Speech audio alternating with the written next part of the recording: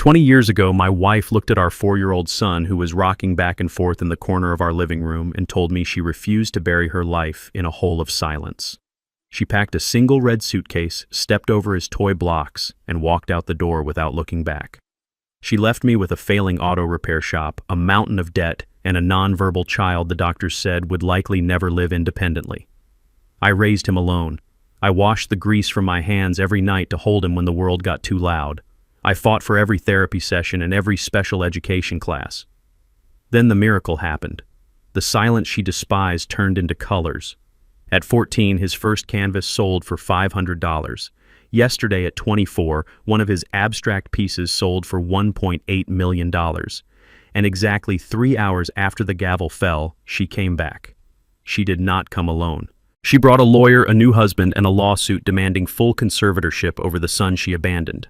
I told my lawyer to prepare for war. I told him we would burn every dime before she touched a penny, but my son, the boy who used to hide under tables when the phone rang, put a hand on my shoulder and whispered the most terrifying thing I have ever heard. Let me handle it. My name is Vernon Hayes. I am 68 years old and my hands are rough from 40 years of turning wrenches and changing oil. I am a simple man who learned the hard way that blood does not make a family, showing up does.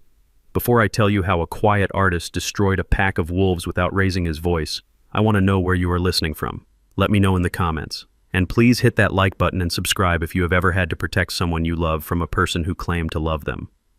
The air in the gallery smelled like expensive perfume and cold cash. It was a scent I never got used to, even after Kendrick became the darling of the New York art scene. I stood in the back near the exit sign, tugging at the collar of a tuxedo that felt like a straitjacket. My hands, still scarred from decades of engine work, were shoved deep into my pockets. I was out of place here, surrounded by people who spent more on a handbag than I used to make in a year, but I wasn't looking at them. I was watching my son. Kendrick sat in the front row wearing his noise-canceling headphones. He was 24 now, a handsome young man with my broad shoulders and his mother's high cheekbones. He was rocking slightly, a rhythm only he could feel, his long fingers tapping a silent code against his knee. To everyone else in the room, he was the mysterious genius, the savant of color. To me, he was just Ken, the boy who only ate grilled cheese sandwiches cut into triangles and needed the tags cut off his shirts. Next to him sat Sloane, my daughter-in-law, a white girl from Connecticut with a spine made of titanium. She was whispering something to him, probably telling him how much time was left before we could leave. She was the only person besides me who knew that Kendrick didn't care about the gala. He didn't care about the fame. He just wanted to go home to his studio and paint. The auctioneer, a man with a voice like polished brass, pointed his gavel at a bidder in the balcony. Going once at $1.7 million. My heart hammered against my ribs. I looked at Sloane. She squeezed Kendrick's hand. He didn't react. He was looking at the dust motes dancing in the spotlight beam, going twice. The tension in the room was thick enough to choke on. This was the sale that would change everything. This was the security I had prayed for during those long nights when I was fixing radiators at 3 in the morning just to pay for Ken's speech therapy. This was his future, sold, for $1.8 million to the gentleman on the phone. The gavel cracked against the wood. The sound echoed like a gunshot, signaling victory. The room erupted in polite, wealthy applause. Flashbulbs started popping like fireworks. Sloane jumped up and hugged Kendrick. He stiffened, but he let her do it because he trusted her. I let out a breath. I felt like I had been holding since 1994. We had done it. My boy was safe. He was set for life. I started to make my way toward them, a proud grin stretching across my face. I wanted to tell him we could buy that house with the skylights he liked. I wanted to tell him he never had to worry about money again. But then the double doors at the entrance of the gallery didn't just open. They slammed against the walls. The applause died down, rippling into confused silence. Heads turned. I stopped dead in my tracks. Standing in the doorway, framed by the city lights behind her, was Delphine. She looked different than the woman who walked out on us. The cheap denim jacket was gone, replaced by a fur coat that looked like it cost more than my first house. Her hair was straightened and dyed a honey blonde. Her face was tighter, pulled back by surgery and expensive creams.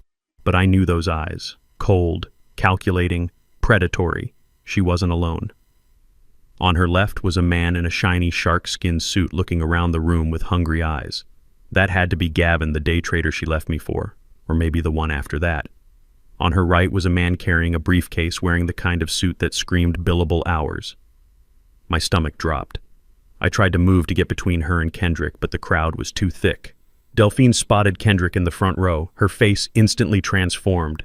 She didn't look like a woman crashing an event. She looked like a mother reuniting with a lost child in a movie. It was a performance, a sick, twisted performance. She ran. She actually ran down the center aisle, her heels clicking on the polished concrete floor.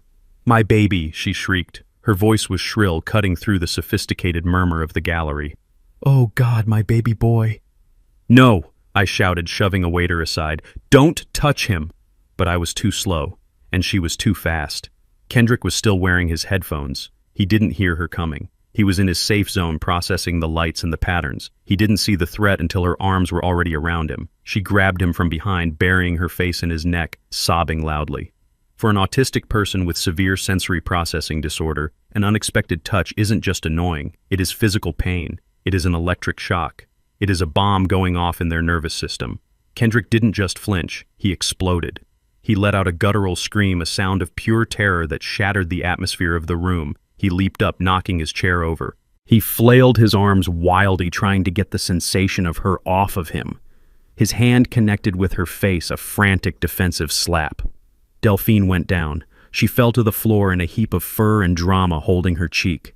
Kendrick backed away, hitting the wall. He slid down, curling into a ball, his hands over his ears, rocking violently. He started hitting the side of his head with his fists.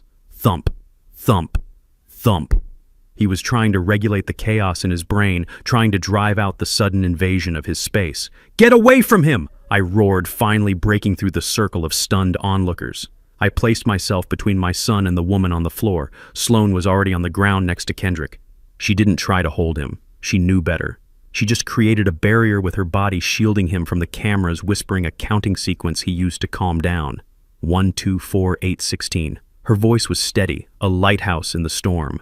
Delphine stayed on the floor. She looked up and I saw the flash of the cameras reflect in her eyes. She knew exactly where the lenses were. She didn't look at Kendrick, who was hyperventilating against the wall. She didn't ask if he was okay. She looked at the reporters. They kept him from me. She wailed, tears streaming down her face with impressive speed. "Look what they did to my son. They turned him into an animal. I am his mother. I am here to save him." The man in the shark-skin suit, Gavin, stepped forward, helping her up with exaggerated care. He pointed a finger at me. "You people should be ashamed," he shouted for the benefit of the room. "Keeping a mother from her disabled child. We are taking him home. Tonight." The lawyer stepped forward, holding up a manila envelope. "We have a temporary emergency custody order," he announced, his voice smooth and deadly. "Pending a competency hearing. Mrs. Delphine Hayes Miller is asserting her rights." I stood there, my fists clenched so hard my knuckles turned gray.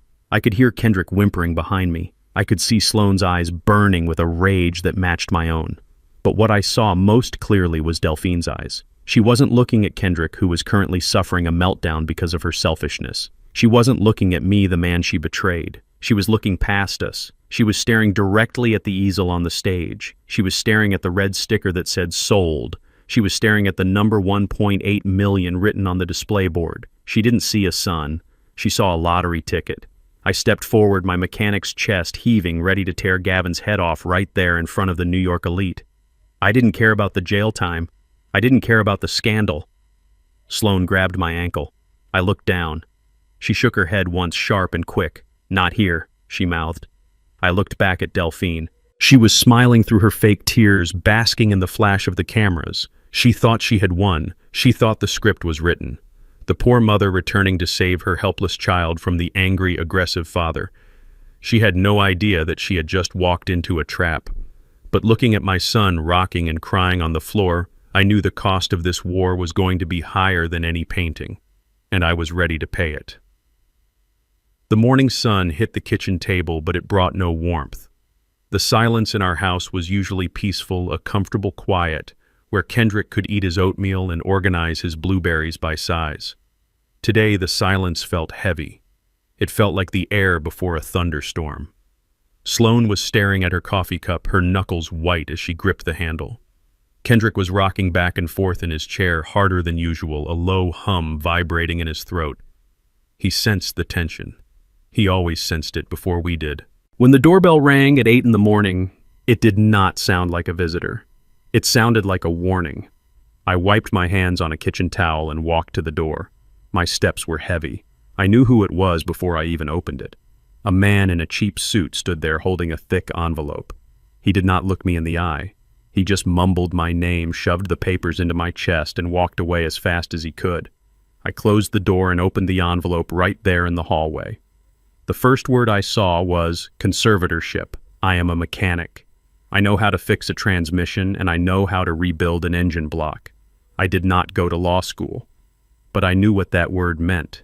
It meant slavery. It meant that Delphine was not just asking for money. She was asking for the legal right to become Kendrick's brain.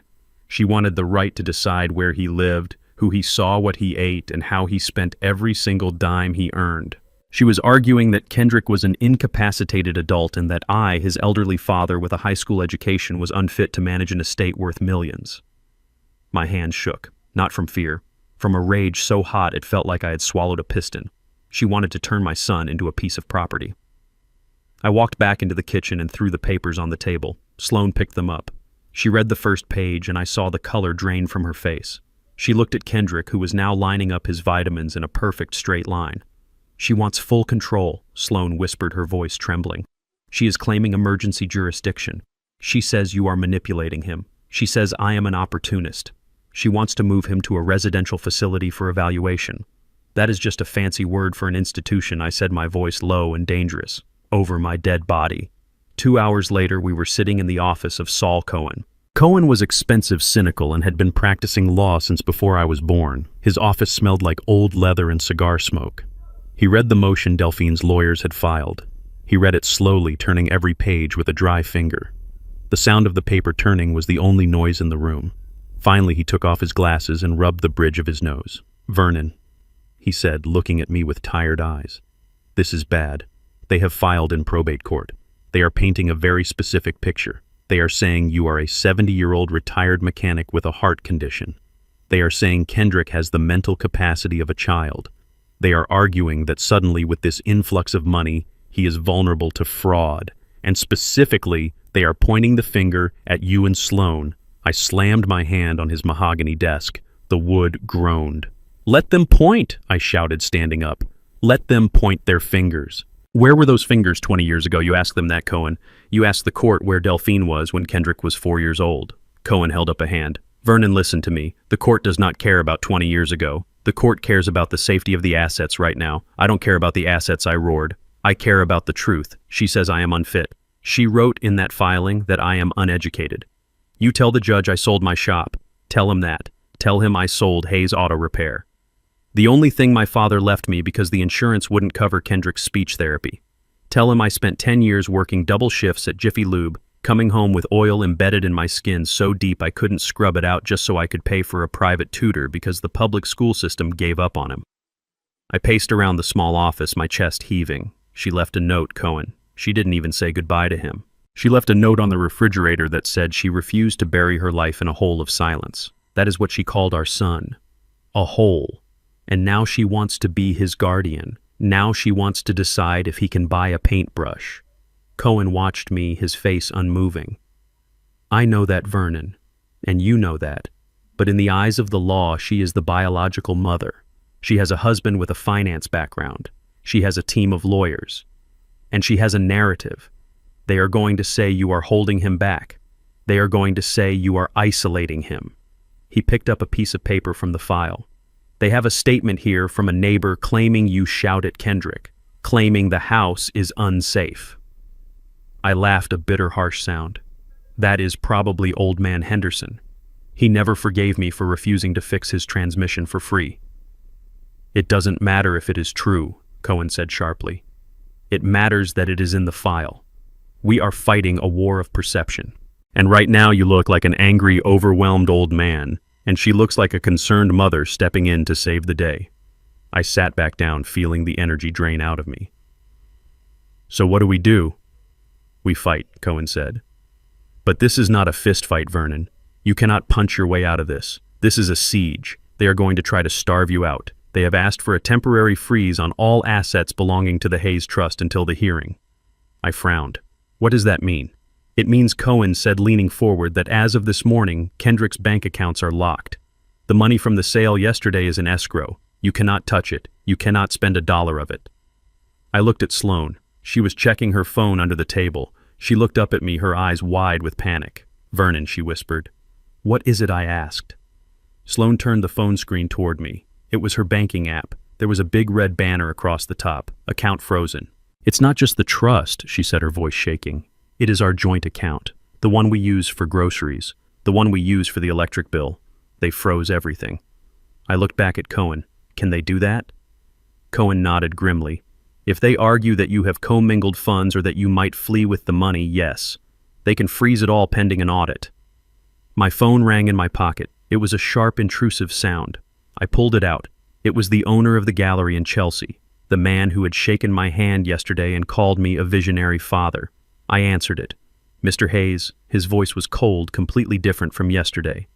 "I am calling about the rental fee for next month's exhibition. The payment was scheduled for this morning, but the transfer was declined." I closed my eyes. "There must be a mistake," I said, trying to keep my voice steady. "There is no mistake," he said. "We received a legal notice from a firm representing Mrs. Delphine Hayes Miller. They have instructed us that any payments made to you or your daughter-in-law will be considered aiding in the embezzlement of a protected person's estate. Mr. Hayes, I run a business. I cannot get involved in a family feud. If the funds are not cleared by 5 o'clock today, we will have to cancel the show and remove Kendrick's pieces from the floor." He hung up before I could say another word. I stared at the phone. My son had just sold a painting for nearly $2 million. On paper, we were rich. On paper, we were successful. But in that office with the smell of old cigars and the weight of the law crushing down on us, I realized the terrifying truth. We were standing on a gold mine, but we could not afford to buy a loaf of bread. Delphine knew exactly what she was doing. She wasn't trying to win a legal argument, she was trying to break us. She knew I had no savings. She knew we lived month to month until this sale. She was going to squeeze us until we couldn't breathe, until we had to come crawling to her just to keep the lights on. I looked at Sloane. She wasn't crying anymore. She was typing furiously on her phone. "What are you doing?" I asked. "I am canceling the catering for the celebration dinner," she said, her voice flat. "And I am listing my car for sale online." I reached out and stopped her hand. "No," I said. "You love that car. We need cash, Vernon," she said, looking me in the eye. "We need cash for food. We need cash for Kendrick's medication. And we need cash to pay Mr. Cohen." I looked at Cohen. He didn't say anything, but he didn't offer to work for free either. I stood up and walked to the window. Down on the street, people were walking to lunch. They looked so normal. They had no idea that a life could be dismantled in a single morning with a few pieces of paper. I thought about Kendrick. He was probably at home right now painting. He didn't know that his world was being fenced in. He didn't know that his mother, the woman who abandoned him, was now using his own success to put a cage around him. I pressed my forehead against the cool glass. I felt the anger settling in my gut, heavy and cold like a stone. "Let them freeze the money," I said quietly. "Let them lock the doors. I survived on peanut butter and tap water for 5 years after she left. I can do it again." I turned back to face them. "Cohen, file the objection. Sloane, do not sell the car yet. I have a stash of cash in an old coffee can in the garage that I saved for emergencies. It is not much, but it will buy us groceries for a week." "You think you can outlast them?" Cohen asked, raising an eyebrow. "They have millions in backing. You have a coffee can." "I am not trying to outlast them," I said, grabbing my coat. "I am trying to buy enough time for them to make a mistake. Delphine is greedy, and greedy people always get careless. We just need to be ready when she slips." I walked out of that office with my head high, but inside I was terrified. We were at war, and the enemy had just cut off our supply lines. I didn't know it then, but the financial freeze was just the opening shot. The real weapon was about to be fired, and it wasn't aimed at my bank account. It was aimed at the one thing that held our family together. It was aimed at Sloane. The television in our living room was usually reserved for baseball games and the evening news. But that Tuesday night, it became a portal to hell. Sloane sat on the edge of the sofa, biting her fingernail until it bled. I stood by the window, looking out at the dark street, holding a glass of iced tea so tight my hand cramped. On the screen, Delphine sat in a beige armchair opposite a famous talk show host whose specialty was destroying lives for ratings. The studio lighting was soft, designed to make her look angelic. She dabbed at her dry eyes with a tissue. The caption at the bottom of the screen read, "The mother who was forced to run." I listened as the woman who abandoned my son 20 years ago rewrote history in real time. She told the host that I was a violent alcoholic. She said I used to come home from the auto shop smelling of whiskey and grease looking for a fight. She told a story about how I threw a wrench at her while she was holding baby Kendrick. It was a lie so specific and so vile that I felt the bile rise in my throat. I have not touched a drop of liquor since 1995 precisely because I needed to be sober for Kendrick. I never raised a hand to her. I worshipped the ground she walked on right up until the day she left. But the audience did not know that. They gasped on cue.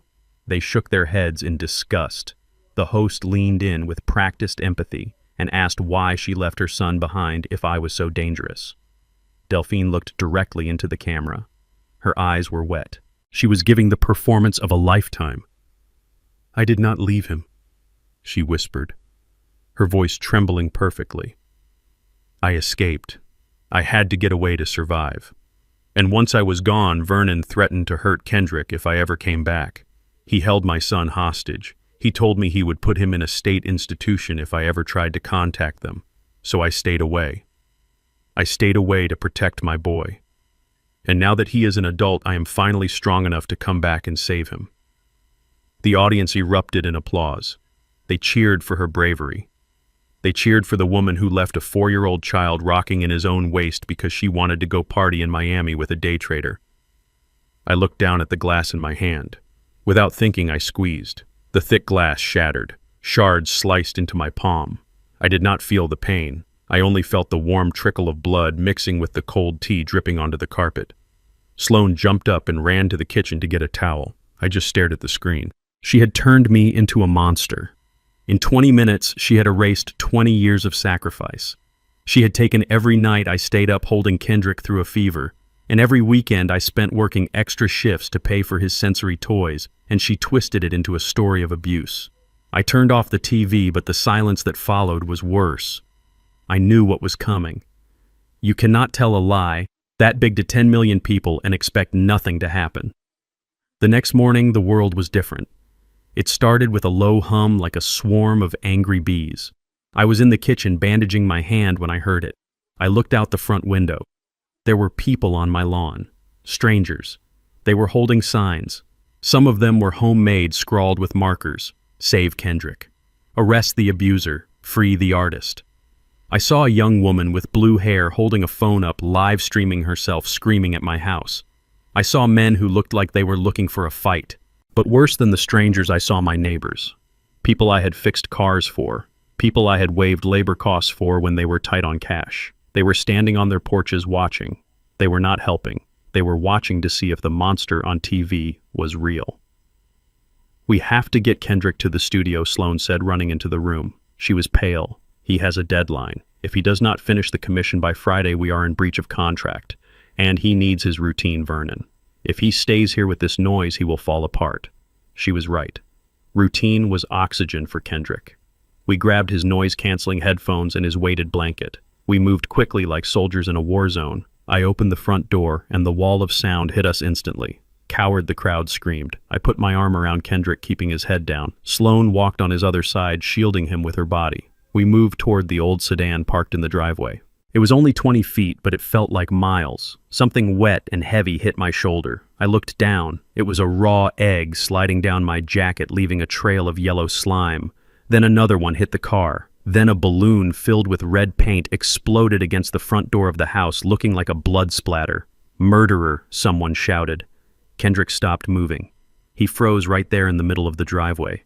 I felt his body stiffen under my arm. To him, this was not just noise. It was a physical assault. The shouting, the impacts, the smell of the eggs, the visual chaos of the signs, it was all too much. His brain was processing everything at once, and it was overloading. "Ken, move," I pleaded, trying to guide him.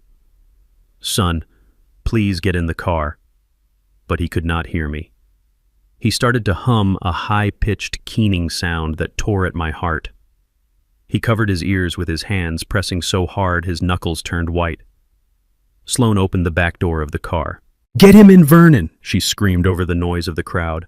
I tried to push him gently, but he was dead weight. He was 6 feet tall and strong. When he planted his feet, he was like a tree. A rock hit the pavement near his foot. He flinched violently, and then he broke. He dropped to his knees on the concrete.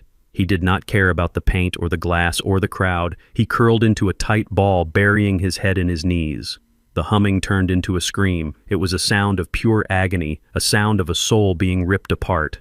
He started hitting himself. This is the part of autism people do not talk about on the inspiration blogs. When the sensory overload gets too high, the pain has to go somewhere. Kendrick slammed his open palms against the sides of his head, hard, once, twice, thrice. "Stop it, Ken," I shouted, dropping to my knees beside him. I ignored the crowd. I ignored the camera's phones recording us. I wrapped my arms around my son, trying to pin his arms to his sides. I had to stop him from hurting himself. He fought me. He was panicked and strong. He thrashed backward and his elbow caught me in the jaw. I tasted blood, but I did not let go. I squeezed him tighter, using my weight to press him into the ground. Sloane was there too. She was crying, but she was working. She draped the weighted blanket over his head, creating a dark cocoon.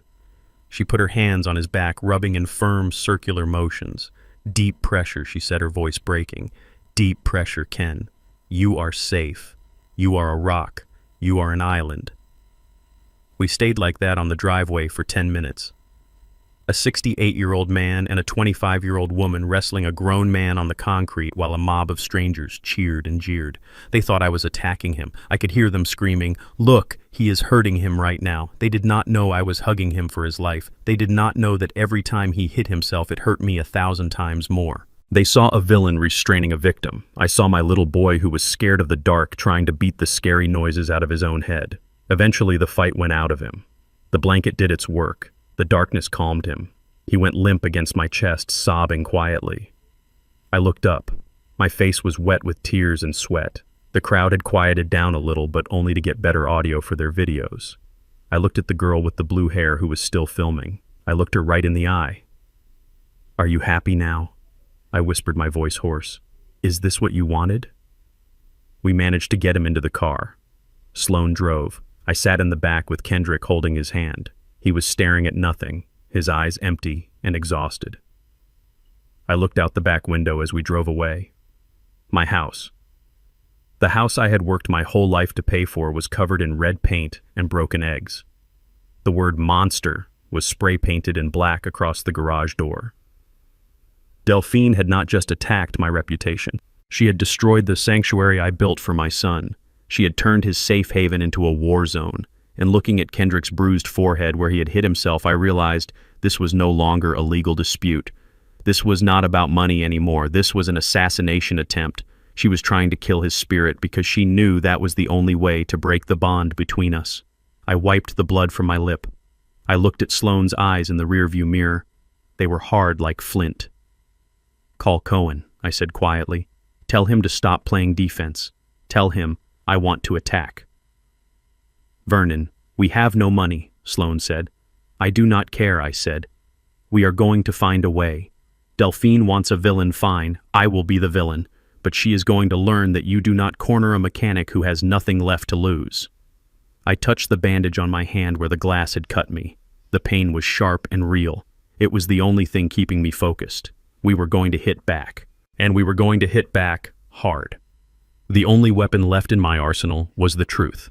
And the truth lived in a crumbling brick house on East 42nd Street. I drove my old sedan through the neighborhood where Kendrick grew up. It was a place where the streetlights flickered and the potholes swallowed tires, but it was the only place where people knew the real story. I was looking for Arthur Henderson. He was 80 years old now. He was the man who lived next door to us for 15 years. He was there the day Delphine walked out. He saw her drag that red suitcase down the driveway while Kendrick screamed in the window. He was the one who brought over a casserole that first night because he knew I didn't know how to cook. If anyone could clear my name, it was Arthur. I pulled up to his house. The paint was peeling and the porch sagged on the left side. I walked up the steps feeling a heaviness in my chest that had nothing to do with my heart condition. Arthur was sitting in his rocking chair just like he always did. He looked frail. His eyes were milky with age, but he smiled when he saw me. "Vernon," he said, his voice cracking like dry leaves, "I saw you on the news. They are saying some terrible things." I sat down on the railing.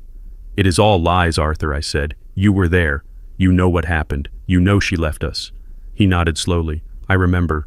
I remember that boy crying. I remember you working 2 jobs. You were a good father, Vernon. You were the best father that boy could have asked for." I felt a lump in my throat. I needed to hear that more than I realized.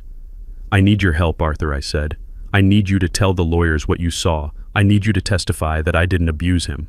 Arthur looked down at his hands. They were trembling slightly. He rubbed his knuckles. "I don't know, Vernon. I am old. I don't like courts. Please, Arthur," I begged. "They are going to take him away. They are going to put him in a home." He looked up at me then. There was something in his eyes I couldn't place. It looked like fear, but it also looked like shame. He took a deep breath. "Okay," he said softly. "I will tell them. I will tell them the truth." I drove home feeling a spark of hope. It was fragile, but it was there. I called Cohen and told him to set up the deposition. I told Sloan that we had a witness. I thought the tide was finally turning. I was a fool. I should have known that in a war over millions of dollars, loyalty is just another commodity that can be bought and sold. The deposition took place 2 days later in the conference room of a high-rise building downtown.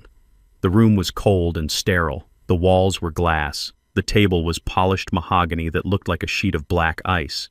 A videographer stood in the corner with a camera pointed at the witness chair. Delphine was there, sitting next to Gavin. She wasn't looking at me. She was looking at her phone, scrolling through social media like she was waiting for a nail appointment. Gavin was drumming his fingers on the table, staring at me with a smirk that made me want to reach across the table and choke him. Arthur was brought in by a paralegal. He looked small in the big leather chair. He was wearing a suit that was 2 sizes too big for him, probably the one he bought for funerals. He wouldn't look at me. He kept his eyes fixed on the water pitcher in the center of the table. Cohen started the questioning. He was gentle. He asked Arthur about his background, about how long he had lived next to us. Arthur answered in monosyllables. Yes. No. 20 years. Then Cohen got to the point. Mr. Henderson, on the afternoon of July 4th, 2004, did you witness an interaction between Mr. Hayes and his wife Delphine? Arthur shifted in his seat. He licked his lips. Yes. Please tell us what you saw, Cohen said, leaning forward. Arthur took a sip of water. His hand shook so much the water splashed onto his tie. He put the glass down. I saw them arguing, he said, his voice barely a whisper. I saw Vernon yelling. Cohen frowned. And what did Delphine do? Arthur took a deep breath. He looked up, but not at me. He looked at Gavin. And for a split second I saw Gavin nod, a tiny, almost imperceptible motion. Arthur cleared his throat. She was trying to take the boy, he said. She was trying to put him in the car. She was crying. She said she wanted to take him to her mother's house for safety. The room went dead silent. I felt the blood drain from my face. That was not what happened. That was a lie. And what did Mr. Hayes do? Cohen asked, his voice tight. Arthur closed his eyes. He grabbed the boy, he said. He grabbed him by the arm. Hard. He dragged him back into the house. And then... He paused. And then what Mr. Henderson, Delphine's lawyer, pressed, leaning in like a vulture. And then he took him to the garage, Arthur said, his voice gaining strength. He put him in the garage and he locked the door. It was dark in there, no windows. That boy was screaming in the dark for hours. I could hear him banging on the metal door. Vernon just sat on the porch drinking a beer. He told me he had to teach the boy a lesson about silence. I stopped breathing. The air left my lungs as if I'd been punched in the gut. Liar, I whispered. Arthur didn't stop. He was reciting a script now. I could hear the rhythm of it. It wasn't his memory. It was a story someone had paid him to tell. He did it all the time. Arthur continued gaining confidence. He used to say the boy was broken. He used to say he needed to fix him like a car part. He kept him in that garage whenever he made too much noise. That is a lie, I shouted. My voice boomed off the glass walls. Vernon, sit down! Cohen hissed, grabbing my arm. I stood up, knocking my chair over. It crashed to the floor with a sound like a gunshot. I fixed your roof, Arthur! I screamed, pointing a shaking finger at the old man. I shoveled your snow for 15 years. I brought you soup when your wife died. How could you? How much did they pay you? Arthur flinched, shrinking back into his chair.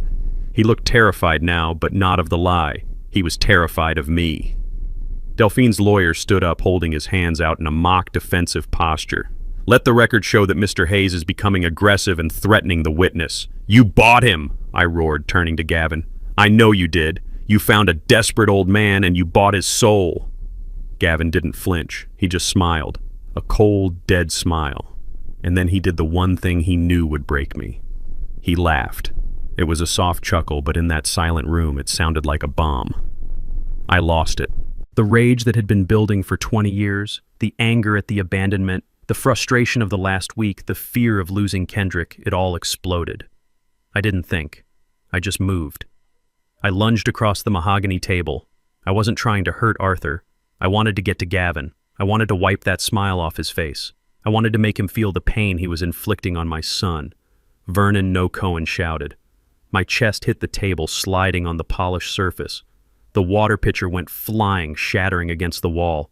Papers scattered everywhere like confetti. Gavin jumped back, knocking his chair into the wall. He looked scared for a second, and then he looked delighted. He pulled out his phone. "Security," Delphine screamed, her voice shrill and theatrical. "Help, he is attacking us!" 2 security guards burst into the room. They were big men. One of them grabbed my left arm, the other grabbed my right.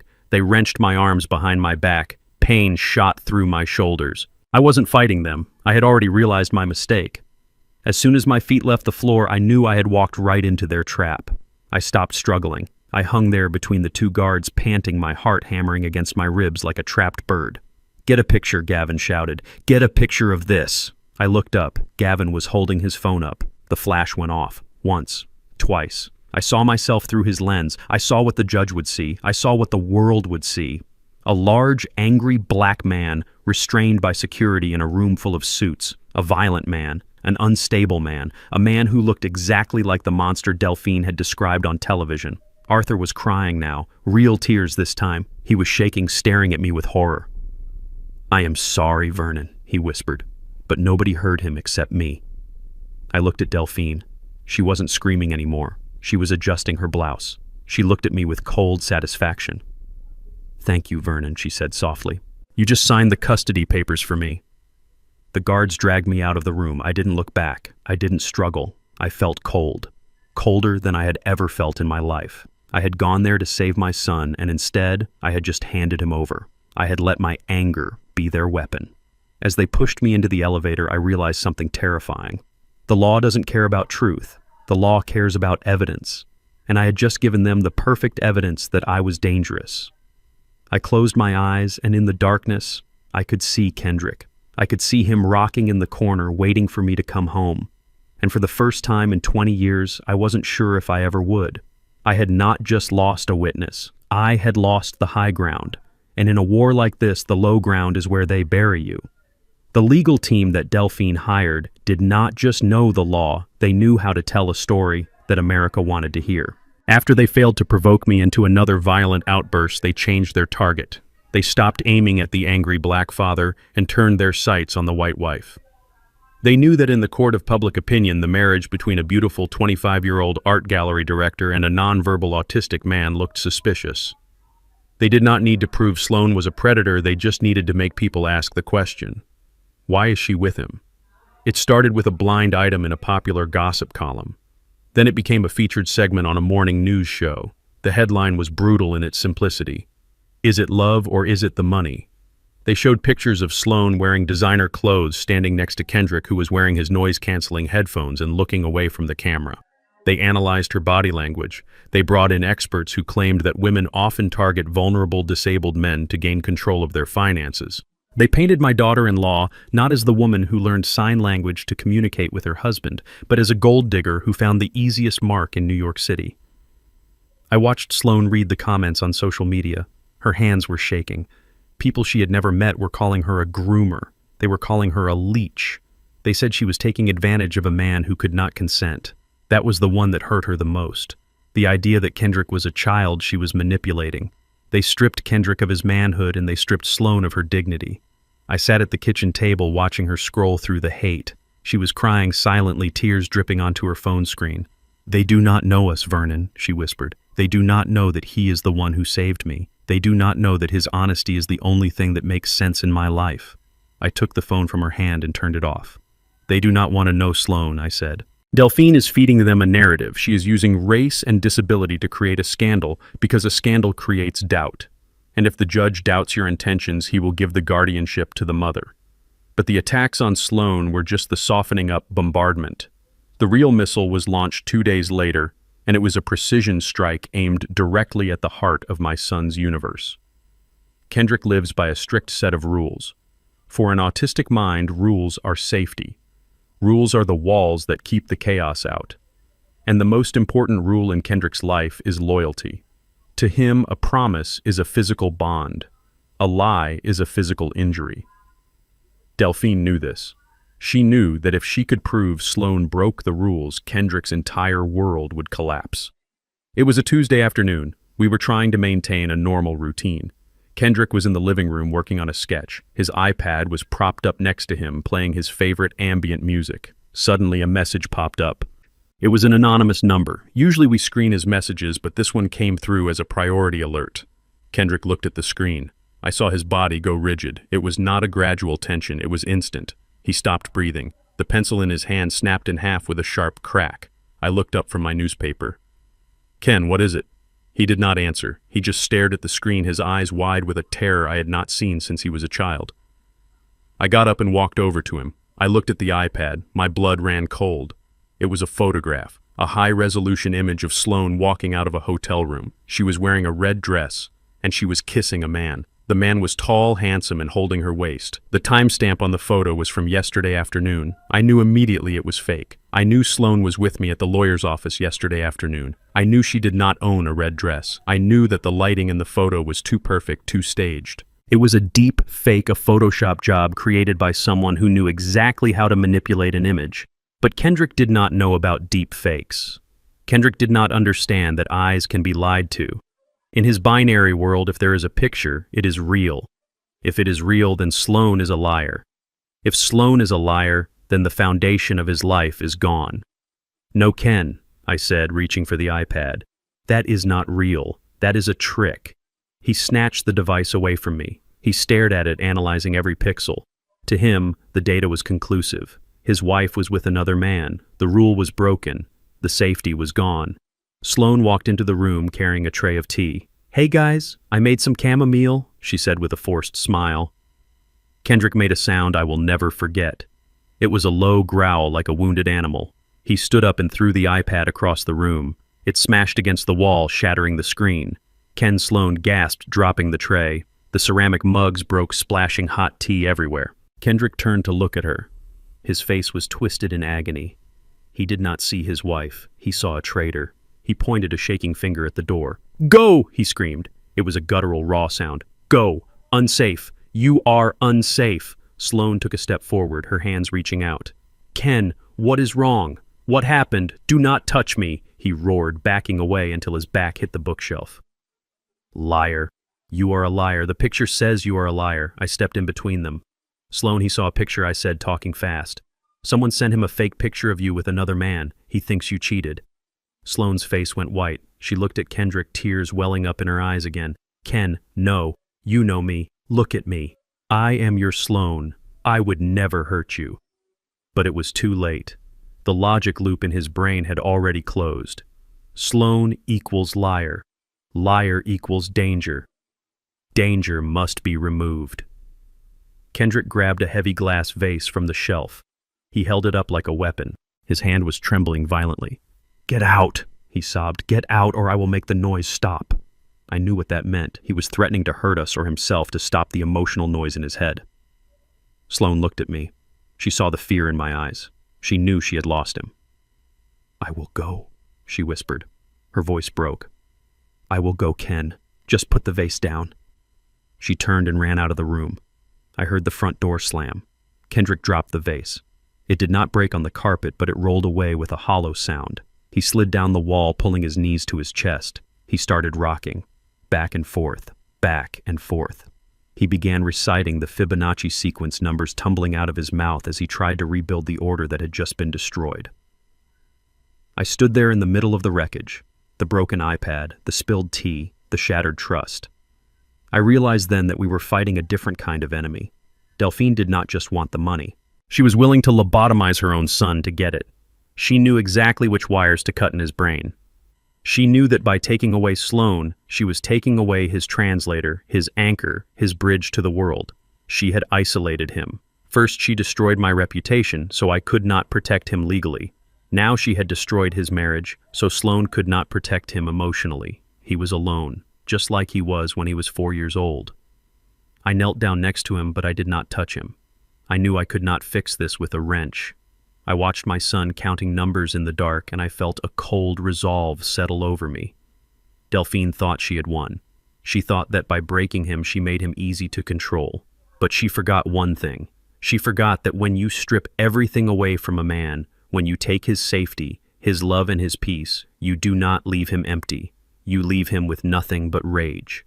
And Kendrick Hayes was about to show her that his rage was not silent. The neon sign outside the bar buzzed with the sound of a dying insect. It was a dive bar on the edge of the industrial district, the kind of place where men went to drink away their paychecks and forget their names.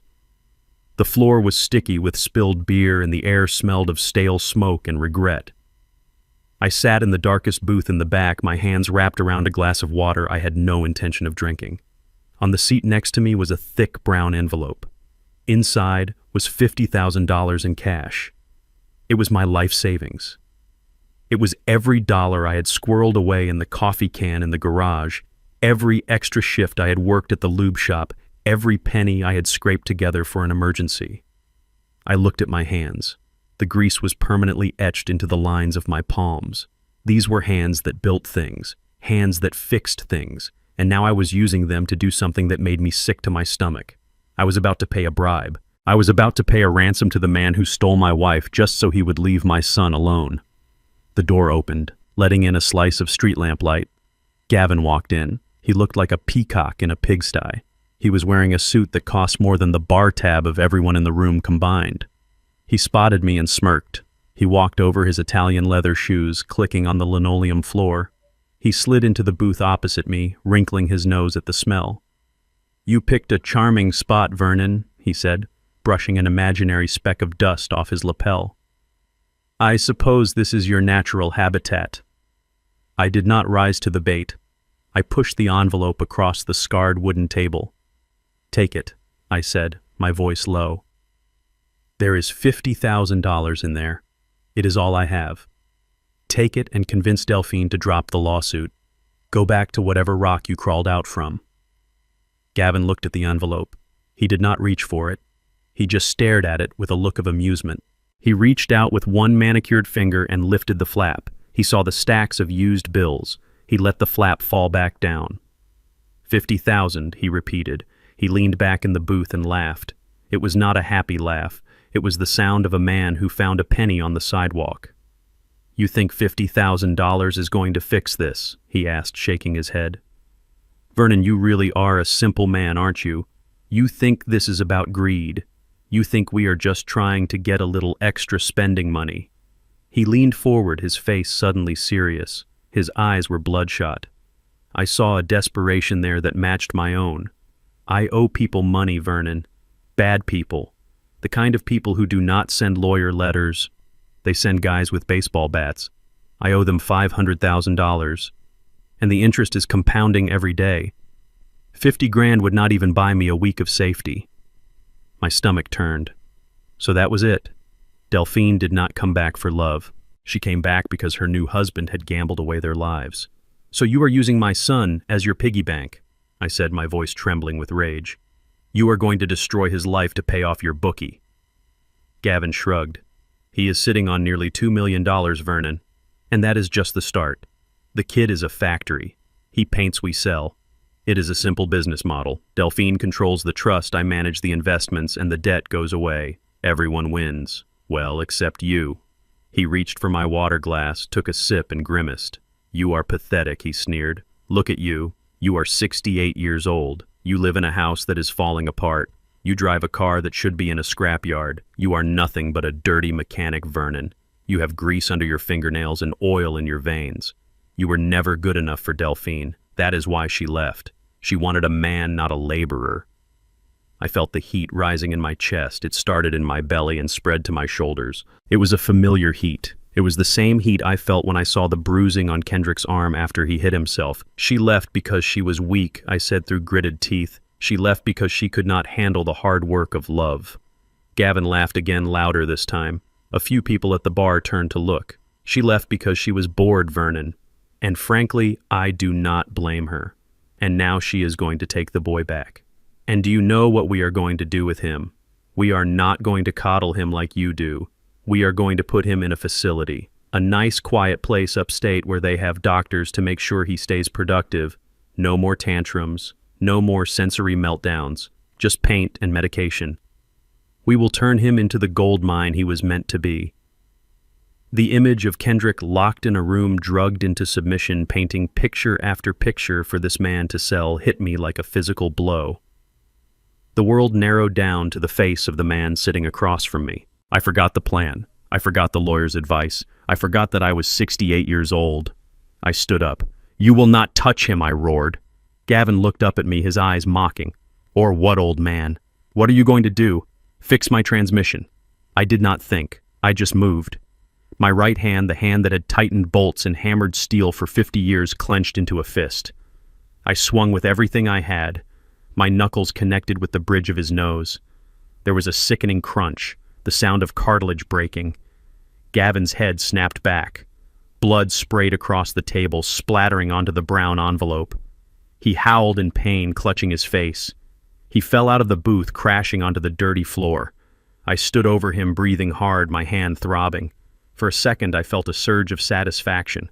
I had silenced the voice that threatened my son. But then Gavin looked up. Blood was pouring down his chin, ruining his expensive shirt. But he was not looking at me with fear. He was looking at me with triumph. He spat out a mouthful of blood and grinned, his teeth stained red. "Got you," he wheezed.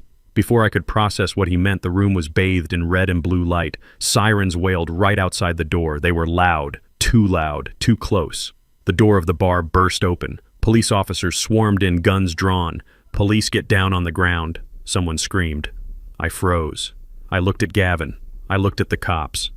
And then I understood. He knew I would hit him. He had pushed me until I did. He had the police waiting around the corner. This was not a negotiation. It was an ambush. "Get down on the ground now," the officer yelled again, pointing a taser at my chest. Slowly, painfully, I dropped to my knees on the sticky floor. I put my hands behind my head. The officer rushed forward, kicking my legs apart and slamming my face into the floor. I tasted dust and beer. I felt the cold steel of handcuffs ratcheting tight around my wrists. Gavin was helped up by another officer. He was holding a napkin to his nose, acting the victim perfectly. "He asked me to meet him here, officer." Gavin cried, his voice thick with fake terror. "He tried to bribe me. When I refused, he attacked me. He is a violent man. He is dangerous." I tried to speak, to tell them about the gambling debt, about the threats, but an officer pressed a knee into my back, knocking the wind out of me.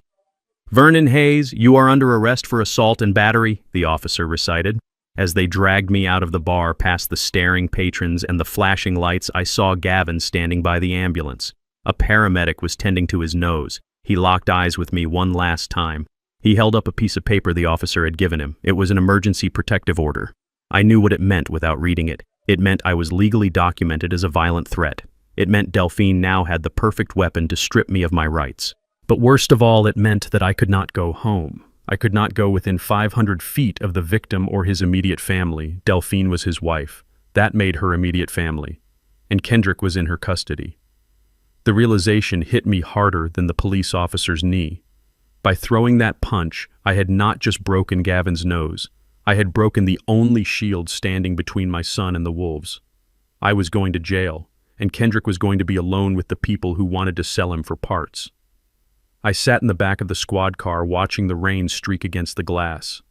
The brown envelope with my life savings was still on the table in the bar. Gone. Everything was gone. And as the car pulled away, I whispered the only thing I could think of. "I am sorry, Ken. Daddy is sorry." But the only answer was the wail of the siren, taking me further and further away from the boy who needed me. The consequences of my anger arrived on a piece of government stationery delivered by a bailiff who looked like he would rather be anywhere else. I was sitting on the metal cot in the holding cell, nursing my bruised hand when Cohen walked in. He did not look angry. He looked defeated. He sat down on the bench across from me and placed the document between us. It was a temporary emergency order. The judge had looked at the photos of Gavin's broken nose. He had looked at the police report describing me as belligerent, and he had made the only decision the law allows in a situation that looks like domestic violence. He granted Delphine temporary custody of Kendrick pending a full psychiatric evaluation of the family dynamic. "You played right into their hands," Vernon Cohen said, his voice tired. "You gave them exactly what they needed. They painted you as a violent, unstable old man who cannot control his temper. And now the court agrees. They are moving Kendrick today." I felt the blood drain from my face. Today. I stood up, gripping the bars of the cell. "Where are they taking him?" I asked, my voice cracking. "To a state-licensed assessment facility," Cohen said. "It is neutral ground. Or at least that is what the judge calls it. But we both know Delphine picked it. It is a place called Serenity Hills. I knew Serenity Hills. It was a warehouse for the unwanted. It was where families parked their elderly parents and their difficult children when they did not want to deal with them anymore. It was loud. It was chaotic. It was everything that destroyed Kendrick's mind. "Get me out of here," I pleaded. "I need to be there. I need to explain it to him. If they just show up and grab him, he will think I abandoned him. He will think I am just like her." Cohen nodded. "I have posted your bail. You are free to go home, Vernon, but you cannot interfere. The police will be there to enforce the transfer. If you touch anyone, if you so much as raise your voice, they will arrest you for violating the protective order and you will lose him forever. Do you understand me? You have to stand there and watch them take your son and you have to do nothing." I drove home breaking every speed limit in the city. My heart was hammering against my ribs like a trapped bird. I prayed that I would get there before them. I prayed that I would have 5 minutes, just 5 minutes to hold my boy and tell him that this was part of a plan, even though I had no plan. I turned onto my street and my heart stopped.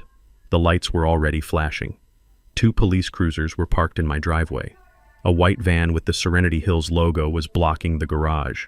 I slammed on the brakes and jumped out of the car before it even stopped rolling. I ran toward the house. The front door was open. I heard the screaming before I saw anything. It was not a normal scream. It was the sound of an animal caught in a trap. It was a high-pitched, continuous wail that shredded the air. "Kendrick." I sprinted up the walkway. A police officer stepped in front of me, his hand on his holster. "Mr. Hayes, step back," he ordered. "We are executing a court order." I ignored him. I looked past his shoulder into the living room. 2 large orderlies dressed in white scrubs were trying to pull Kendrick off the floor. Kendrick was clinging to the leg of the heavy oak coffee table. His fingers were white. His face was buried in the carpet. He was screaming into the wool, screaming my name over and over again. "Daddy, Daddy, Daddy." Delphine was standing by the fireplace. She was wearing sunglasses inside the house. She was not helping. She was holding a handkerchief to her nose, looking disgusted by the scene. "Get him up," she snapped at the orderlies. "He is just being dramatic. Drag him if you have to." One of the orderlies, a man with thick arms, grabbed Kendrick by the waist and yanked him backward. Kendrick's fingernails dug into the wood of the table. I heard the sound of them tearing. I saw blood smear on the oak. "Stop it!" I roared, trying to push past the cop. "You are hurting him. He is autistic. He does not understand." The cop shoved me back hard. I stumbled, but I kept my eyes on my son. Kendrick looked up. He saw me. His eyes were wide, filled with a terror that I will see in my nightmares until the day I die. He reached a hand out toward me, his bloody fingers grasping at the air. "Daddy, help! Unsafe! Unsafe!" I lunged forward again. I could not help it. My brain knew the legal consequences, but my heart only knew that my child was calling for me. The officer grabbed my arm and twisted it behind my back. He slammed me against the door frame. I felt the cold metal of handcuffs snapping onto my wrist for the second time in 24 hours. "You were warned, Mr. Hayes," the officer said into my ear. I struggled against the cuffs, tears streaming down my face. "I am not hurting anyone," I sobbed. "Just let me talk to him, please, just let me calm him down." But they did not listen. The orderlies lifted Kendrick off the ground. He kicked and thrashed, knocking over a lamp. He was a big man, strong from years of lifting canvases, but against 2 trained professionals, he had no chance. They dragged him toward the door. His feet dragged on the carpet, leaving a trail of scuff marks. He looked at me one last time as they hauled him past the porch. He stopped screaming. He just looked at me. And in that silence, I saw something break inside him. He stopped fighting. His body went limp. He looked at me with a profound betrayal. He thought I was letting them do this. He thought I was standing there and watching him be taken away because I wanted him to go. "I am sorry, Ken," I screamed, my voice breaking. "I love you. I am coming for you. Daddy is coming." They shoved him into the back of the white van. I heard the lock click shut. It sounded like a gunshot. Delphine walked out of the house. She stepped over my foot as I knelt on the porch, restrained by the officer. She stopped and lowered her sunglasses. She looked at my handcuffs and then at the van. "You should have taken the 50,000, Vernon," she said coldly. "Now you have nothing." She got into her car and drove away, following the van. The officer pulled me up. Now that the van was gone, the tension in his grip loosened. He looked at me with something resembling pity. "I am going to release you, Mr. Hayes," he said, unlocking the cuffs. "But if you follow that van, I will have to arrest you. Stay here." He walked away, leaving me standing alone on the porch. My wrists were bruised. My heart was shattered. The house was silent again, but it was a dead silence. The soul of the house was gone. I sank down onto the steps and buried my face in my hands. I had failed. I had promised his dying mother that I would always keep him safe, and I had just watched him be dragged away, bleeding and terrified. I felt a darkness closing in on me, a despair so heavy I could not breathe. Then I felt a hand on my shoulder. I looked up. It was Sloane. I'd forgotten she was there. She had been standing in the corner of the living room the whole time, silent and unmoving. Her face was pale and her eyes were red, but she was not crying anymore. She looked like a ghost. She sat down next to me on the cold concrete steps. She did not hug me. She did not offer empty words of comfort. She leaned in close, her lips brushing against my ear. "Vernon, listen to me," she whispered. Her voice was sharp steel wrapped in velvet. I shook my head. "It is over, Sloane. They took him. He hates me." "No!" she hissed, grabbing my arm with surprising strength. "Listen to me." This had to happen. I pulled back, looking at her like she was crazy. "What are you talking about?" Sloane looked around to make sure the police were gone. She lowered her voice even further. "Kendrick knew they were coming," she said. "Before the orderlies grabbed him, he slipped something into my pocket, and he told me to tell you something." I stared at her. "What?" She reached into her pocket and pulled out a small, crumpled piece of paper. It was a receipt from the art supply store. On the back, in Kendrick's shaky handwriting, were a series of numbers, coordinates, and 3 words. "Let me handle it." Sloane looked me in the eye. "He is not a child, Vernon. We have spent 20 years protecting him from the world. But we forgot that he observes everything. He knew Delphine would not stop until she had him physically.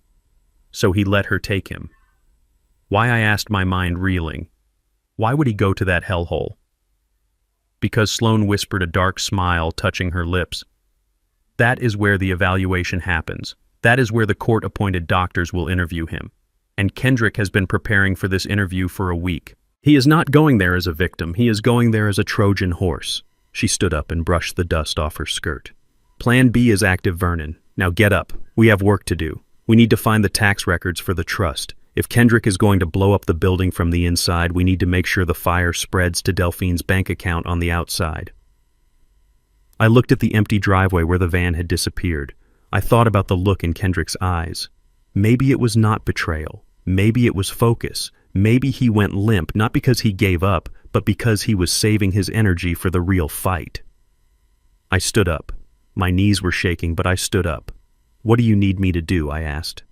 Sloane handed me the car keys. "Drive," she said. "We are going to see the IRS." The brochure for Serenity Hills featured a stone fountain and a smiling woman doing yoga on a green lawn. It promised a holistic approach to mental wellness. It promised dignity. But the reality was a concrete block building on the edge of an industrial park surrounded by a chain-link fence topped with razor wire. Inside it did not smell like lavender and hope. It smelled of industrial-strength bleach, boiled cabbage, and stale urine. It was a warehouse for the unwanted. It was a place where families stored their elderly parents and their difficult children when they became too much of a burden to keep at home. and this was where my son spent his first night away from me in 20 years.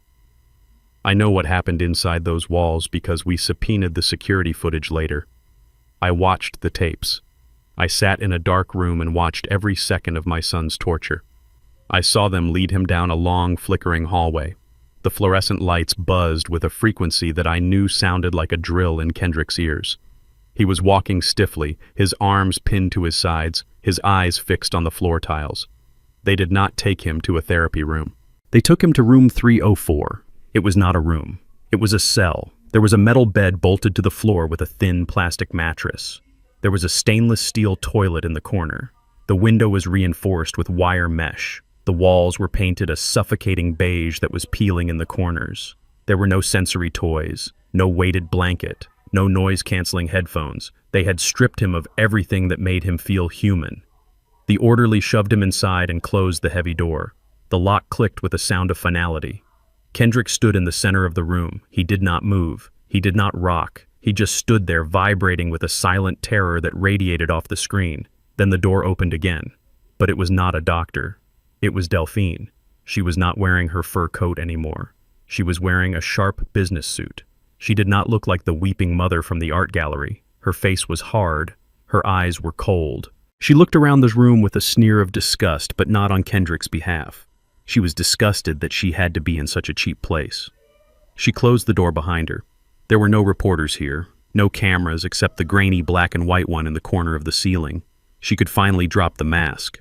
She walked over to the bed and sat down, crossing her legs. She looked at Kendrick, who was still standing like a statue. "Sit down," she ordered. Kendrick did not move.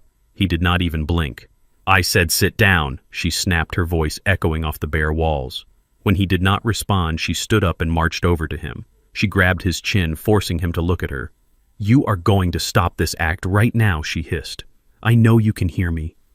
I know you understand every word. Your father coddled you for 20 years. He let you play the victim. But I am not him. I am not going to wipe your nose and tell you it is okay. We have a business to run." She let go of his face. She reached into a large tote bag she had brought with her. She pulled out a handful of cheap brushes and a set of student-grade acrylic paints, the kind you buy at a dollar store. She threw them onto the metal bed. They clattered loudly. "I brought you supplies," she said. "You have a commission due on Friday. The gallery called me. They said the client is waiting." Kendrick looked at the cheap tubes of paint. To an artist who works with pigments imported from Italy, seeing those synthetic colors was an insult. To an autistic man who needed specific textures to function, it was a mockery. She pulled out a canvas board and propped it up against the wall. "Paint," she commanded, pointing at the blank white square. "Paint something colorful, something happy. The market likes happy." Kendrick did not move. He stared at the wall just above her left shoulder. He was doing what he always did when the world became too hostile. He was retreating inward. He was shutting down the inputs. Delphine waited for a minute. Then, too, the silence stretched tight like a rubber band. "Pick up the brush," she screamed, suddenly kicking the bed frame. Kendrick flinched. A tiny movement, but he did not reach for the brush. "You think you are special?" she yelled, pacing around the small room. "You think because you sold one painting you are a genius. You are nothing without me. You are a broken machine, and I am the only one who knows how to fix you. Your father is gone, Kendrick. He is in jail. He abandoned you just like I knew he would. You belong to me now." She got right in his face again. "We have a debt to pay. Do you understand? Gavin owes people money. A lot of money. And you are going to pay it. You are going to paint until your fingers bleed if you have to. I do not care if you sleep. I do not care if you eat. You are going to produce inventory." She grabbed his hand and tried to force the paintbrush into his fingers. Kendrick's hand went limp. The brush fell to the floor. Delphine slapped him. It was not a hard slap, but it was sharp. On the security tape, I saw Kendrick's head snap to the side. I saw him touch his cheek. "Fine," she spat. "Be stubborn. You will get hungry eventually. And when you do, you will paint." She turned and walked out, slamming the door behind her. Kendrick stood alone in the silence. He looked at the cheap paints on the bed. He looked at the brush on the floor. He did not pick them up. He walked over to the corner of the room and sat down on the cold linoleum. He pulled his knees to his chest, but he did not cry. He just stared at the wall with a frightening intensity. Night came. The lights in the facility dimmed, but they never went out completely. The hallway light cast long prison bar shadows across the floor of room 304. On the screen, I saw Kendrick move. It was 3 in the morning. He stood up slowly.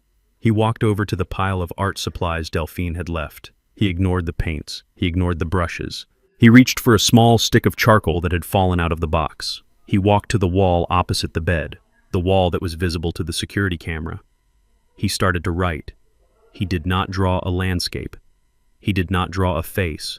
He drew lines, straight vertical lines, then horizontal lines. He was building a grid.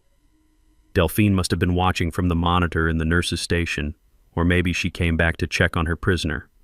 The door opened again. She stood there in the doorway, looking tired and angry. "What are you doing?" she asked, stepping into the room. Kendrick did not stop. The charcoal scratched against the plaster. Scratch, scratch, scratch. Delphine walked closer, squinting at the wall. "I told you to paint a picture," she said. "What is this garbage? You are ruining the wall. They are going to charge me for that."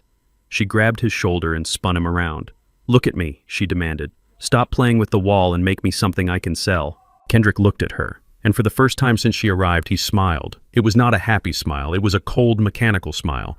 It was the smile of a chess player who sees mate in 3 moves. He stepped aside, revealing what he had written. Delphine looked at it. To her, it looked like the scribbles of a madman. Columns of numbers, strange symbols, brackets and percentages. It covered 4 feet of the wall. "You are insane," she whispered, stepping back. "You are actually insane. My son is a retard who writes gibberish on the walls." She laughed, a harsh, cruel sound. "Go ahead," she said, waving her hand at the wall. "Write your nonsense. Tomorrow the doctors will see this and they will lock you up forever. And then I will have power of attorney for life. You are digging your own grave, idiot." She left him there alone with his wall of numbers. But I sat in that viewing room watching the tape, and I felt a chill run down my spine. I paused the video. I zoomed in on the wall. I am uneducated. I am a mechanic. But I managed the books for my auto shop for 30 years, and Sloan ran a gallery. We knew numbers. Those were not scribbles. Kendrick had drawn a perfect replica of a ledger. On the left column, he had written dates, July 2004 to July 2024. In the middle column, he had written hours, 24 hours a day, 365 days a year. In the right column, he had written a rate, $45 per hour, and at the bottom, underlined 3 times with the charcoal stick, was a total. It was a bill. Delphine thought he was losing his mind. She thought the pressure had broken his brain. She did not realize that while she was screaming about art, Kendrick was doing math. He was calculating the cost of abandonment. He was calculating the retroactive salary of a specialized caregiver. He was building the trap. And as I watched him on the screen standing in the dark next to his calculations, I realized Sloan was right. He was not a victim in a cell. He was an architect in his office. And he was designing the blueprint for his mother's destruction. He put the charcoal down. He lay down on the thin mattress and closed his eyes. He went to sleep instantly. It was the sleep of a man who had finished his work for the day. Outside the facility, I was sitting in my car with Sloan going over tax codes. Inside, Kendrick was writing the invoice. The pincer movement had begun, and Delphine, blinded by her greed, did not see the jaws closing around her. The courtroom smelled of lemon polish and old lies. It was a smell I had grown to hate over the last 3 weeks, but today the scent was suffocating. I sat at the defendant's table, my hands folded on top of the scarred wood. My knuckles were still swollen from punching Gavin, but I kept them hidden. I did not want the judge to see the violence in my hands.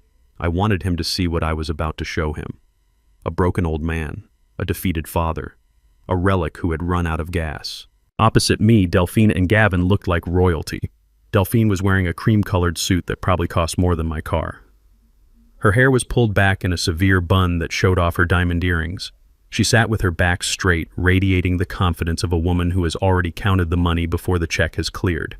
Gavin sat next to her, nursing his broken nose, which was covered by a small, discreet bandage. He looked at me with a smirk that was sharp enough to cut glass.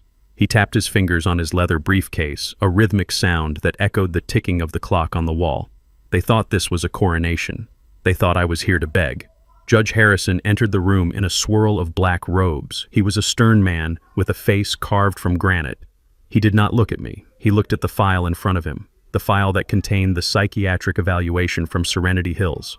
"We are here to make a final ruling on the matter of the Hayes conservatorship," Judge Harrison said, his voice booming without a microphone. "I have reviewed the emergency report submitted by Dr. Aris from the evaluation facility. It is concerning." Dr. Aris was called to the stand. He was a small man with shifting eyes and a sweat stain on his collar. Delphine had chosen him well. He was the kind of doctor who saw patients as billable hours, not human beings. "Dr. Aris, please summarize your findings for the court," Delphine's lawyer said, standing up and buttoning his jacket. Dr. Aris cleared his throat. He did not look at Kendrick, who was sitting next to me staring at the table. "The subject, Kendrick Hayes, displays severe cognitive regression," Dr. Aris read from his notes. "During his stay at Serenity Hills, he was non-verbal for 90% of the time.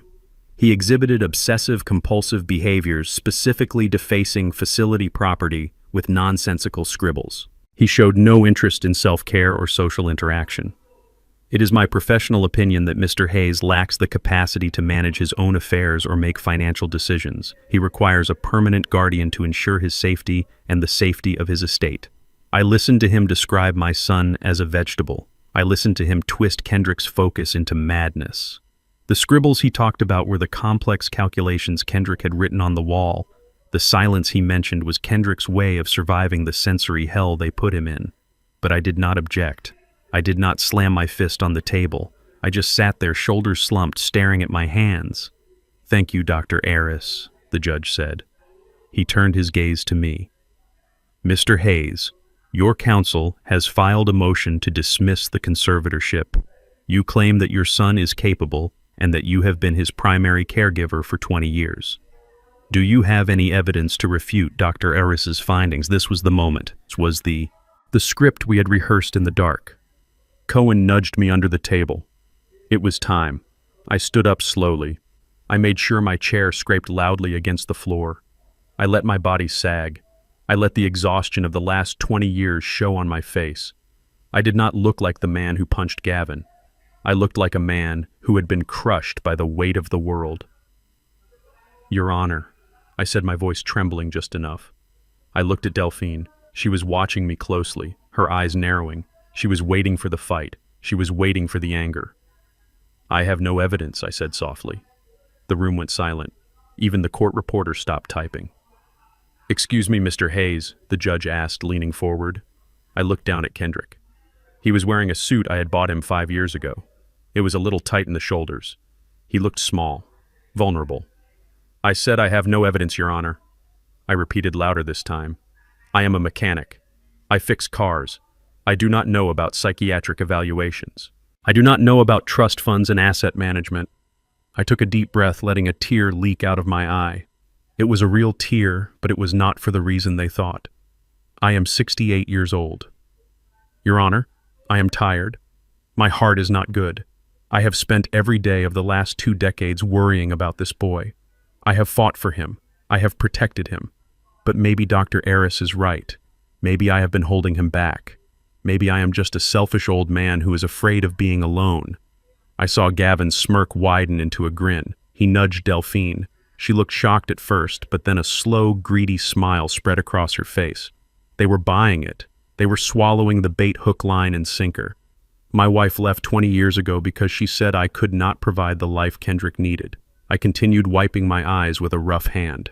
She has come back now. She has money. She has resources. She has a husband who knows about finance. Maybe it is time for me to step aside. Maybe it is time for Kendrick to have a mother. I looked directly at Delphine. "You win, Delphine," I said. "Take him. Take the money. Take the burden. I cannot do it anymore." I sat down heavily, burying my face in my hands. The courtroom erupted in whispers. Delphine's lawyer looked stunned. He had prepared for a war, and the enemy had just surrendered before the first shot. Judge Harrison banged his gavel. "Order. Order in the court." He looked at me with something like pity. "Mr. Hayes, are you withdrawing your objection to the conservatorship?" "Yes, Your Honor," I mumbled into my hands. The judge sighed. He looked at the papers in front of him. "Very well. Given the biological father's withdrawal and the medical evidence presented, it seems the court has a clear path forward. But before I rule, I must follow protocol. The subject is present, Mr. Kendrick Hayes. Kendrick stood up. The movement was sharp and precise. He did not slouch. He did not rock. He stood up straight, his spine aligned like a steel rod. He adjusted his cuffs. Delphine looked at him. She looked annoyed.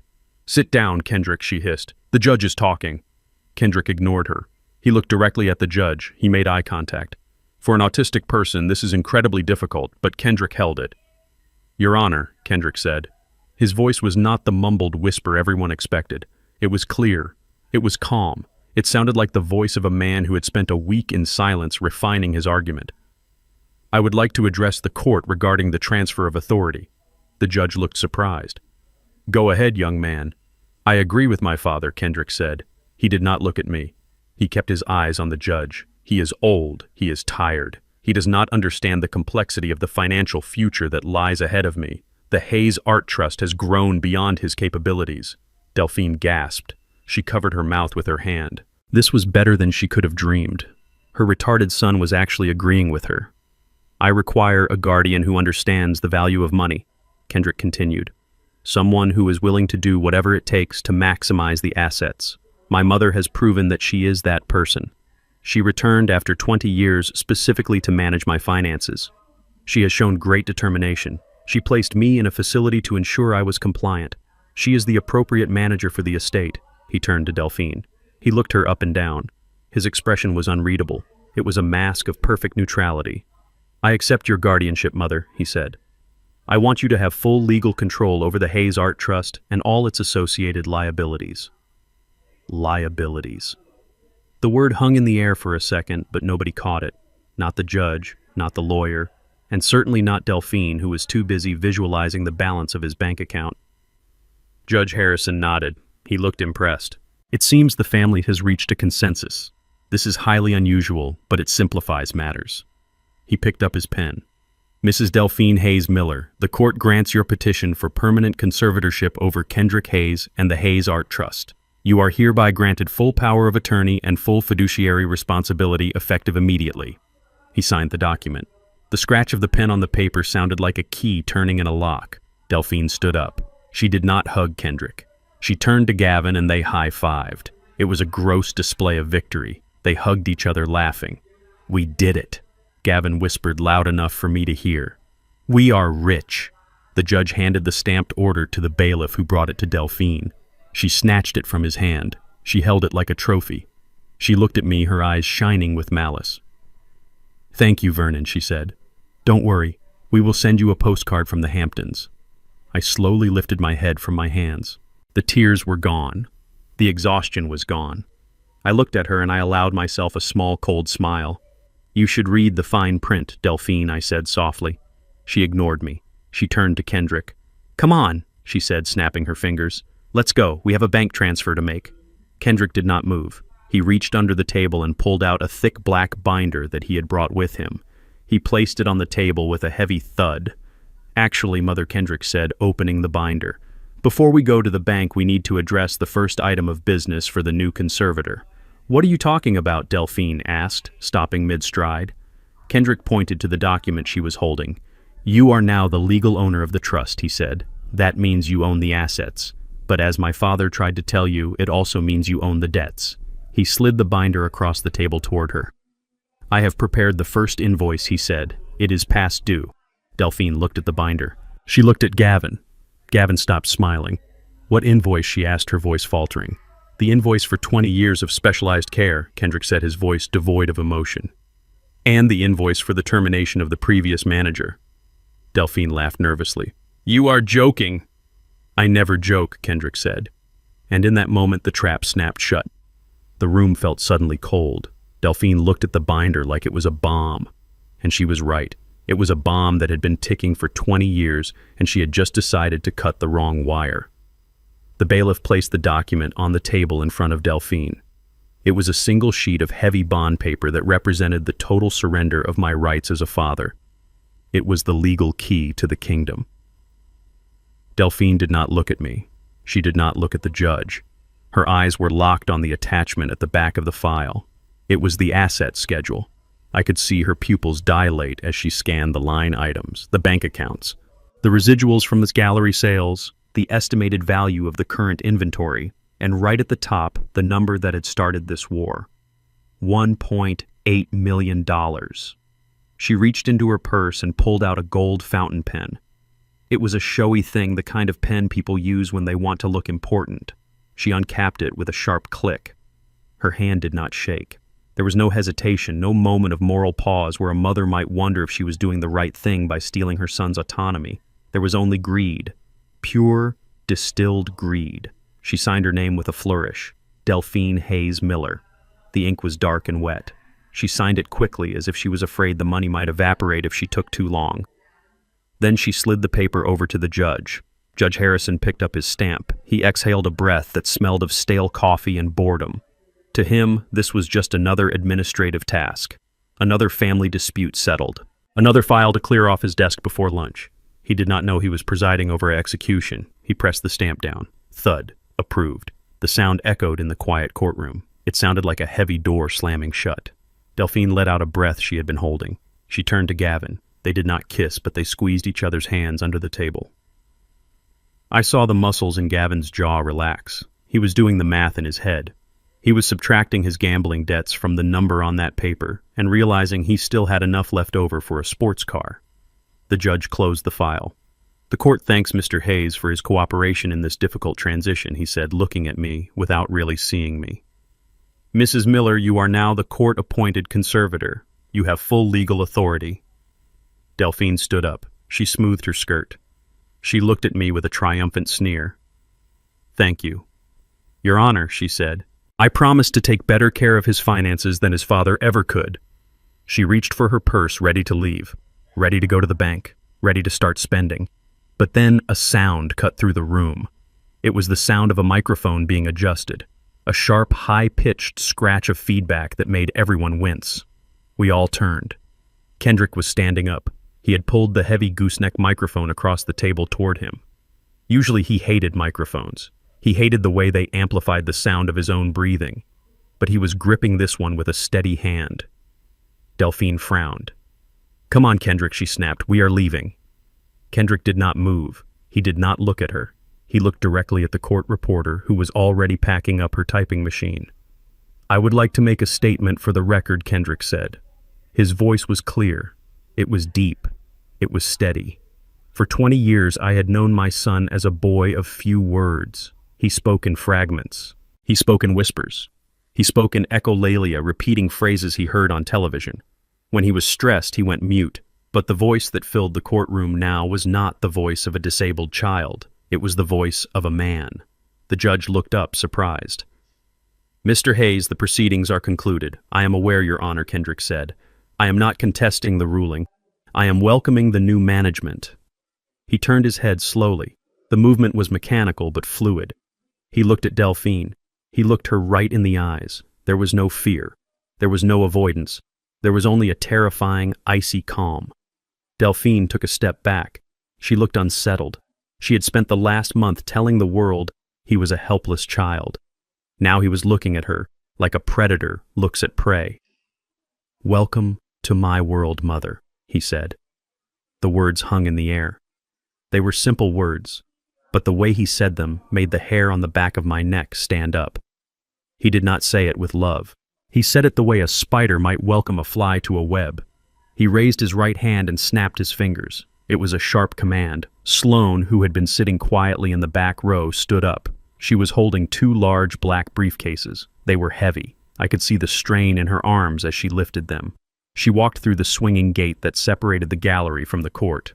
Her heels clicked on the floor with a military rhythm. She did not look at Delphine. She walked straight to the defendant's table and placed the briefcases next to Kendrick. Click, click. She opened the latches. The sound was loud in the silent room. Delphine laughed nervously, a high-pitched titter that sounded out of place. "What is this?" she asked, looking at the judge for support. "Is this some kind of parting gift?" Kendrick did not smile. He reached into the first briefcase. He pulled out a stack of binders. They were thick black binders labeled by year. 2004, 2005, 2006, all the way to 2024. He began to slide them across the table. Slide, thud, slide, thud. He pushed them toward Delphine until they formed a wall between them. "You wanted the estate," Kendrick said, his voice flat and emotionless. You fought for the estate. You lied for the estate. And now the court has given you the estate. He picked up the final binder. It was red. The law of conservatorship is very clear, he continued. It is a total transfer of assets and liabilities. You cannot take the profit without the debt. You cannot take the harvest without paying for the seed. Gavin stood up. His face was pale. What are you talking about, kid? There is no debt. We checked the credit reports. There are no liens on the property. Kendrick ignored him. He opened the red binder. He turned it around so the judge could see. Your Honor, Kendrick said, addressing the bench. As the new conservator, my mother is required to settle all outstanding obligations of the Hayes Art Trust before she can withdraw a single penny for herself. Judge Harrison adjusted his glasses. He looked intrigued. That is correct, Mr. Hayes. Are there outstanding obligations? Kendrick pointed a long finger at the document in the binder. Yes, Your Honor. The trust has a standing contract for specialized 24-hour care and behavioral management, a contract that has been accruing unpaid wages for 20 years. Delphine's face went white. She grabbed the edge of the table. What contract, she whispered. The contract with my father, Kendrick said. Sloane stepped forward. She began to distribute copies of the document to everyone in the room. She handed one to the bailiff. She handed one to the judge. She handed one to Delphine's lawyer, who looked like he had just swallowed a lemon. I watched Sloane work. She was efficient. She was lethal. She handed the last copy to Delphine. Delphine looked down at the paper. Her hands were shaking so hard the paper rattled. This is a fake, she screamed, throwing the paper down. You made this up. Vernon is his father. Fathers do not get paid to raise their children. Kendrick leaned into the microphone. His voice filled the room, drowning out her hysteria. Vernon Hayes is my father, yes. But Vernon Hayes is also a certified specialist in sensory processing disorders. He is a dietary manager, he is a physical therapist, he is a security guard, he is a driver. And according to the contract signed by the trust when I was 18 years old, he is entitled to the market rate for those services, retroactive to the date of my diagnosis. I sat there stunned. I remembered signing a paper when Kendrick turned 18. He had told me it was just a formality for his art business. I never read it. I trusted him. I had no idea he was building a bomb. The judge was reading the contract. He was reading it very carefully. He looked up over his glasses. Mr. Hayes, he said to Kendrick, the hourly rate listed here is $45 an hour for 24 hours a day, including weekends and holidays. That is the standard rate for live-in care for a high-needs adult, Kendrick replied.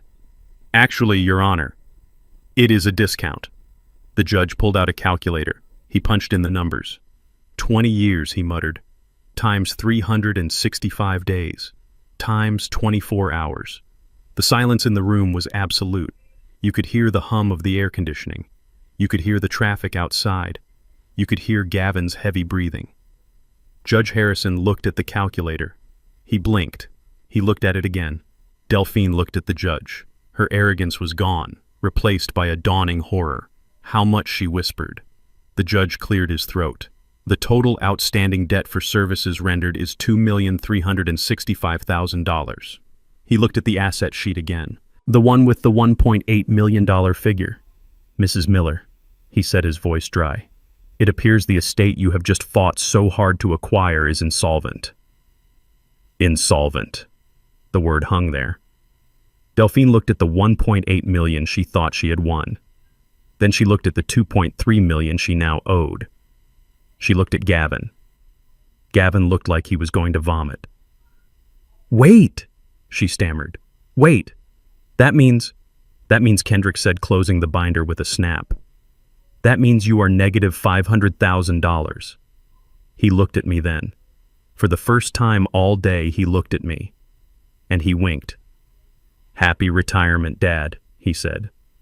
Sloane reached into the second briefcase. She pulled out a stack of invoices. And now, Mother, she said, smiling a smile that did not reach her eyes, let us talk about the interest. The air in the room shifted. It was no longer a courtroom. It was a slaughterhouse. And the wolves who thought they were coming for a feast suddenly realized they were the meal. The silence in Judge Harrison's courtroom was absolute. It was the kind of silence that usually follows a gunshot. The only sound was the rhythmic tapping of the judge's finger on the solar-powered calculator. Tap, tap, tap. Each tap was a nail in the coffin of Delphine's greed. She stood there clutching her alligator skin purse, her knuckles white, her face a mask of confusion that was slowly cracking into panic. Gavin was sweating profusely, wiping his forehead with a silk handkerchief that was already soaked. Sloane stepped forward. She looked like a general surveying a battlefield she had already won. She walked over to the easel where the asset list was displayed. She picked up a thick red marker. She drew a circle around the number $1.8 million. "This is the asset," she said, her voice cool and clinical. "This is the honeypot you came for, Delphine. The painting, the cash, the prestige." Then she drew a line through it, a thick, violent red slash. "But you forgot the first rule of acquisition," Sloane continued, turning to face the trembling woman. "When you acquire a business entity, and make no mistake, the Hayes Art Trust is a business entity, you acquire its history. You do not just inherit the inventory, you inherit the operational costs, you inherit the overhead, and most importantly, you inherit the debt." Delphine found her voice. It was shrill and desperate. "There is no debt," she screamed, looking at the judge. "We ran a credit check. There are no mortgages. There are no loans. This is a trick, Your Honor. They are trying to hide the money." Sloane smiled. It was a terrifying smile. "We did not hide anything," Sloane said. "The debt is internal. It is an operational liability that has been accruing for 20 years. It is called deferred compensation." She opened the second black briefcase. She pulled out a stack of tax forms. IRS Form 1099S, W2S, employment contracts. "You see," Delphine, Sloane said, holding up the papers. "Caring for a high-functioning autistic savant with severe sensory processing disorder is not parenting. It is a job. It is a 24-hour-a-day, 7-day-a-week, high-stress occupation. It requires the skills of a nurse, a security guard, a dietitian, a physical therapist, and a crisis negotiator." She walked over to me. She placed a hand on my shoulder. "Vernon Hayes has performed these duties alone since 2004. He gave up his career. He gave up his retirement. He gave up his life. And according to the bylaws of the Hayes Art Trust, written and notarized 5 years ago when Kendrick became a legal adult, the primary caregiver is entitled to fair market compensation." Delphine laughed. It was a manic, broken sound. "You cannot charge for being a father," she spat. "That is ridiculous. No court will uphold that." Judge Harrison looked up from the calculator. He took off his glasses and rubbed the bridge of his nose. "Actually, Mrs. Miller," the judge said, his voice grave, "the contract is legally sound. It was filed with the state 5 years ago. It establishes Mr. Hayes not just as a father, but as a specialized care provider. And given the medical history we just reviewed, given the violent meltdowns and the specific dietary needs described by your own expert, Dr. Aris, the services rendered by Mr. Hayes clearly exceed normal parental duties." The judge looked at Dr. Aris, who was trying to make himself invisible in the back of the room. "Doctor," the judge asked, "what is the current daily rate for a live-in specialist for an adult with Mr. Hayes's profile?" Dr. Aris swallowed hard. He looked at Delphine, then at the judge. "Ah, well, Your Honor," he stammered. "For a 24-hour facility with one-on-one staffing, you are looking at roughly $1,200 a day. Minimum." The judge nodded. He looked back at the calculator. "Mr. Kendrick Hayes has calculated the debt at $45 an hour. That is $1,080 a day. He is actually undercharging the estate." Sloane flipped the page in the binder. "Let us look at the math," she said. Her voice was steady, a drumbeat of doom. 2004 to 2024, 7,300 days, multiplied by $1,080 a day. That comes to a principal debt of $7,884,000. The number hit the room like a physical blow. 7 million. Delphine's knees buckled. She grabbed the edge of the table to keep from falling. However, Sloane continued relentlessly. "Vernon Hayes is a generous man. In the contract, he agreed to cap his salary at a lower rate and defer payment until the trust became solvent. He also forgave the interest for the first 10 years. She pointed to the final number on the spreadsheet. "The adjusted debt approved by the trust board and now legally binding on the conservator is $2.2 million. This is a priority lien. It must be paid before any other expenses. It must be paid before taxes. And it certainly must be paid before the conservator takes a fee." I looked at Delphine. I saw the exact moment her heart stopped beating. She looked at the asset sheet. 1.8 million. She looked at the debt sheet. 2.2 million. She did the math. She was not rich. She was not a millionaire. She was $400,000 in the hole. But surely Delphine stammered, looking at Gavin for help. Surely we can just declare bankruptcy. We can just dissolve the trust. Sloane laughed. A dry, sharp sound. Oh, Delphine, Sloane said, shaking her head. Did you not read the document you just signed, the one the judge just stamped? Sloane picked up the court order. She read from it. The conservator assumes full fiduciary responsibility for the assets and liabilities of the estate. She looked Delphine in the eye. That means personal liability, Delphine. If the trust cannot pay its debts, the conservator pays them. You signed your name. You tied your personal assets to this sinking ship. You do not just owe the trust. You owe Vernon. Gavin let out a sound that was half whimper, half scream. He backed away from Delphine as if she was radioactive. You told me she was rich, he shouted at her. You told me the kid was a gold mine. He is a gold mine! Delphine shrieked, grabbing Gavin's arm. We can sell more paintings. We can make him work. Kendrick stood up again. He closed the binder with a final snap.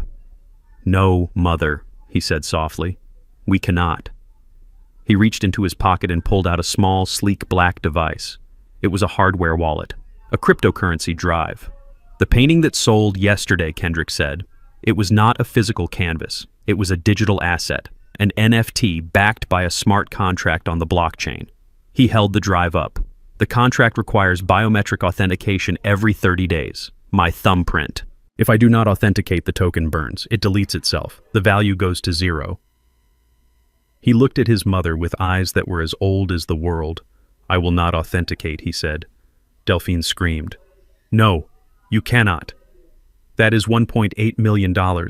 It is only money, Mother, Kendrick said. You left me for money. You came back for money. Now you will drown in money. He turned to the judge. Your Honor, I refuse to work for this conservator. I will not paint. I will not authenticate. The asset value of the Hayes Art Trust is effectively zero.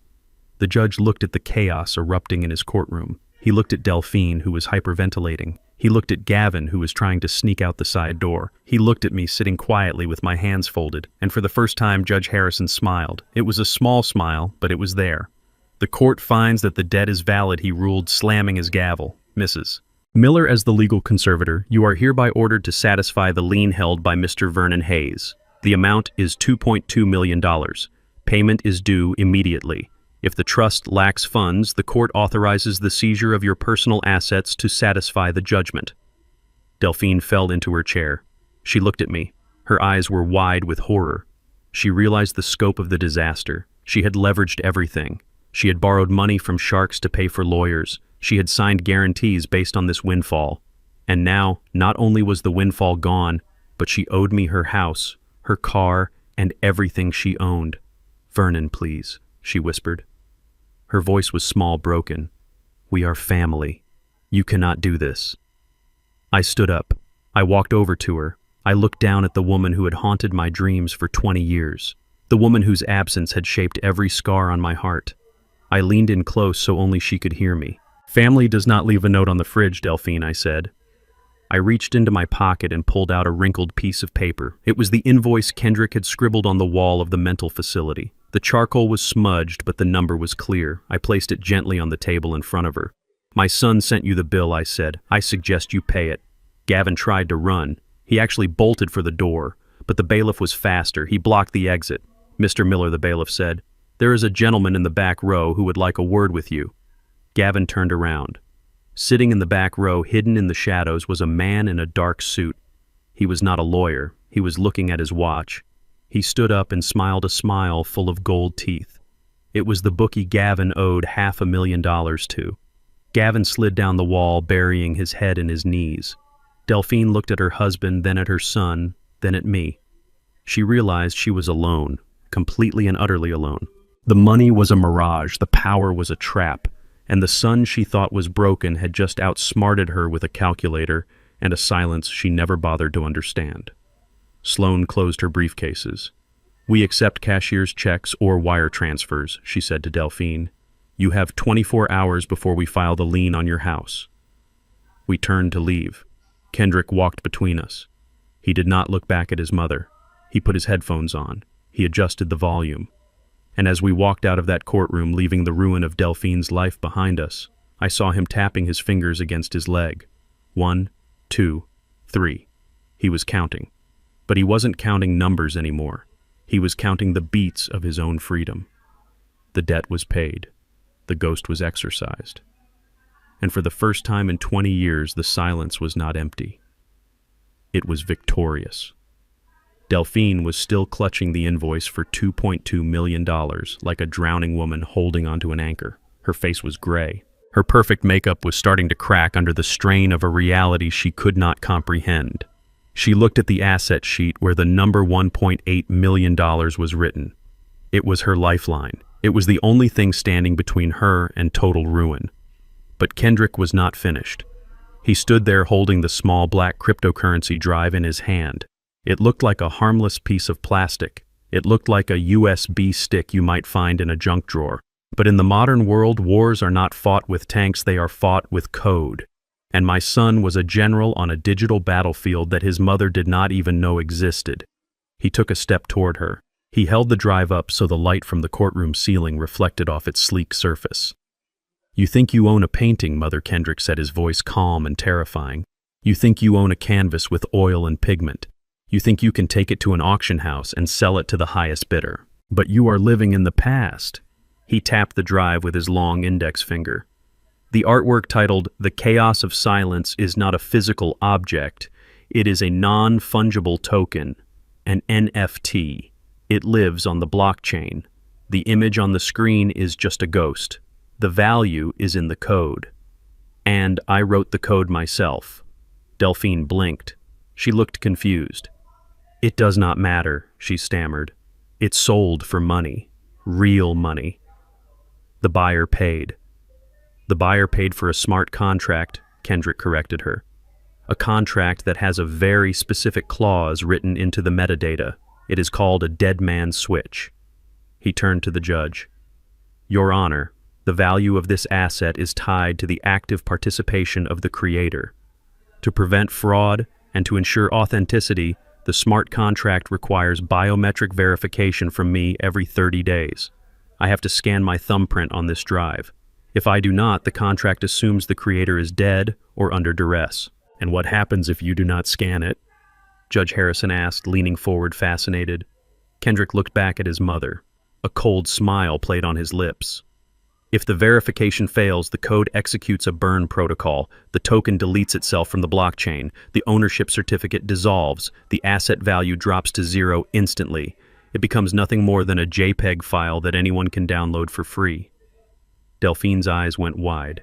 She looked at the drive in his hand. She looked at his thumb. "You have to scan it," she whispered. "It is worth millions. You cannot just let it burn." Kendrick closed his hand over the drive. He put it back in his pocket. "I told you, Mother," he said softly. "I do not care about the money. I care about control, and you wanted control. Now you have it. You have control of an asset that requires my cooperation to exist." He paused, letting the silence stretch out until it was painful. "And I will not authenticate." "No," Delphine screamed. She lunged across the table, trying to grab his arm. "You have to, you ungrateful brat. Do it. Do it now." Kendrick did not flinch. He did not move. He just looked at her with eyes that were ancient and weary. "I will not," he repeated. The implications hit the room like a shockwave. In a matter of seconds, the $1.8 million asset that Delphine had signed her life away for had evaporated. She was holding the title to a ghost. She was the proud owner of absolutely nothing. But the nightmare was only beginning. Sloane stepped forward again. She opened the second briefcase. She pulled out a calculator and a thick stack of government forms. "Now let us discuss the tax implications," she said, her voice ringing with professional cheer. Delphine looked at her dazed. "What tax?" she mumbled. "The money is gone. He burned it. There is no money." Sloane shook her head. "Ah, but that is not how the Internal Revenue Service sees it, Delphine. You see, tax law is very specific about the transfer of assets." Sloane held up the court order, the one Delphine had signed 5 minutes ago. The ink was barely dry. "At the moment you signed this document, you accepted the transfer of an asset valued at $1.8 million, Sloane explained. The IRS considers this a taxable event. The fact that the asset value dropped to zero 5 minutes later is unfortunate for you, but it is irrelevant to the government. You accepted the value at the time of transfer. Sloan punched some numbers into the calculator. The gift tax and transfer tax on an estate of this size, combined with the immediate capital gains recognition, falls roughly around 40%. She turned the calculator around so Delphine could see the number. $720,000. Sloan smiled. That is what you owe the IRS, Delphine. And unlike other debts, tax debt cannot be discharged in bankruptcy. And since the trust has no liquid cash because the asset just evaporated, that tax bill falls to you personally. Delphine made a sound like a wounded animal. She looked at the asset sheet. 0. She looked at the debt to me, $2.2 million. She looked at the tax bill, $700,000. She was nearly $3 million in debt. In 10 minutes, she had gone from a wealthy socialite to a destitute woman who would likely spend the rest of her life working to pay off the interest on a fortune she never touched. But she was not the only one suffering. Gavin was sitting next to her, frozen in his chair. His face was a mask of sheer terror. He was not looking at the judge. He was not looking at Delphine. He was looking at his phone, which was vibrating violently on the wooden table. Buzz, buzz, buzz. He looked at the screen. I could see the reflection of a text message. It was short. It was brutal. I am watching you. Time is up. Gavin looked up slowly. He turned his head toward the back of the courtroom. The man in the dark suit, the bookie, was still sitting there. He held up his phone. He pointed to his wrist. Then he ran a finger across his throat. Gavin started to hyperventilate. He realized that his safety net was gone. He had promised the mob that he would pay them today. He had promised them a slice of the Kendrick Hayes fortune. Now there was no fortune. There was only debt. And people like the man in the back row did not accept excuses. They accepted payment, or they took payment in blood. Gavin looked at Delphine. He looked at the woman he had conspired with, the woman he had married for money. And in that moment, whatever twisted love or partnership, they had dissolved completely. He stood up. His chair scraped loudly against the floor. I did not sign anything, he shouted, his voice cracking. Everyone turned to look at him. I did not sign the order, he yelled, pointing a shaking finger at Delphine. She signed it. It is her name on the paper. I am just a consultant. I have nothing to do with this. Delphine looked at him. Her mouth fell open. Gavin, what are you doing? I am leaving. Gavin stammered, backing away from the table. I am leaving you. This is your mess, Delphine. You fix it. I am not going down for this. He grabbed his briefcase. He did not look at her again. He turned and ran toward the side exit of the courtroom. Gavin, come back! Delphine screamed. You coward! You come back here! Gavin reached the door. He threw it open, but he did not get far. 2 uniformed bailiffs were waiting in the hallway. They stepped in front of him, blocking his path. Let me go, Gavin shouted, trying to push past them. I have rights. I have to go. Sir, you cannot leave the courtroom while proceedings are in session.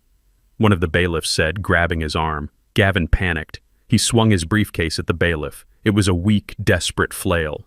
The bailiff dodged it easily and pinned Gavin against the wall. Delphine stood up. She was losing her mind. The walls were closing in. The debt, the taxes, the betrayal, the poverty. It was too much for her vanity to handle. She grabbed the asset sheet from the table. She ripped it in half.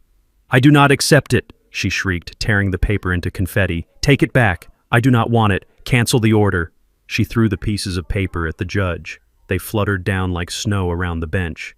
Mrs. Miller, sit down. The judge roared, banging his gavel. No, Delphine screamed. It is a trick. They tricked me. Look at them. She pointed at me. She pointed at Kendrick. They planned this. He is not retarded. He is the devil. Look at him. He is laughing at me. Kendrick was not laughing. He was standing perfectly still, watching the destruction of his mother's sanity with the detached curiosity of a scientist observing a chemical reaction. Bailiff, restrain the defendant, the judge ordered. The bailiff, who was not holding Gavin, moved toward Delphine. Don't touch me, she wailed, backing away. She grabbed her heavy alligator purse and swung it wildly. It hit the water pitcher on the table, sending water splashing everywhere. It was chaos. Absolute humiliating chaos. The elegant, wealthy woman who had walked in an hour ago was now a screaming, disheveled mess, throwing water and paper at a judge while her husband was being handcuffed in the doorway. I sat there and I felt a hand on my arm. It was Sloane. She was not smiling anymore. She was just watching. "It is done," she whispered. Delphine was sobbing now, hysterical, broken sobs. The bailiff gently but firmly forced her back into her chair. "You cannot do this to me," she cried, looking at me. "Vernon, help me. Please. I am the mother of your child." I stood up slowly. I walked over to the table where she sat, surrounded by the wreckage of her greed. I looked down at her. "You are not a mother, Delphine." I said, my voice low and steady. "You are a biological donor. And you just learned the most expensive lesson of your life." I pointed to the shredded paper on the floor. "You wanted the boy," I said.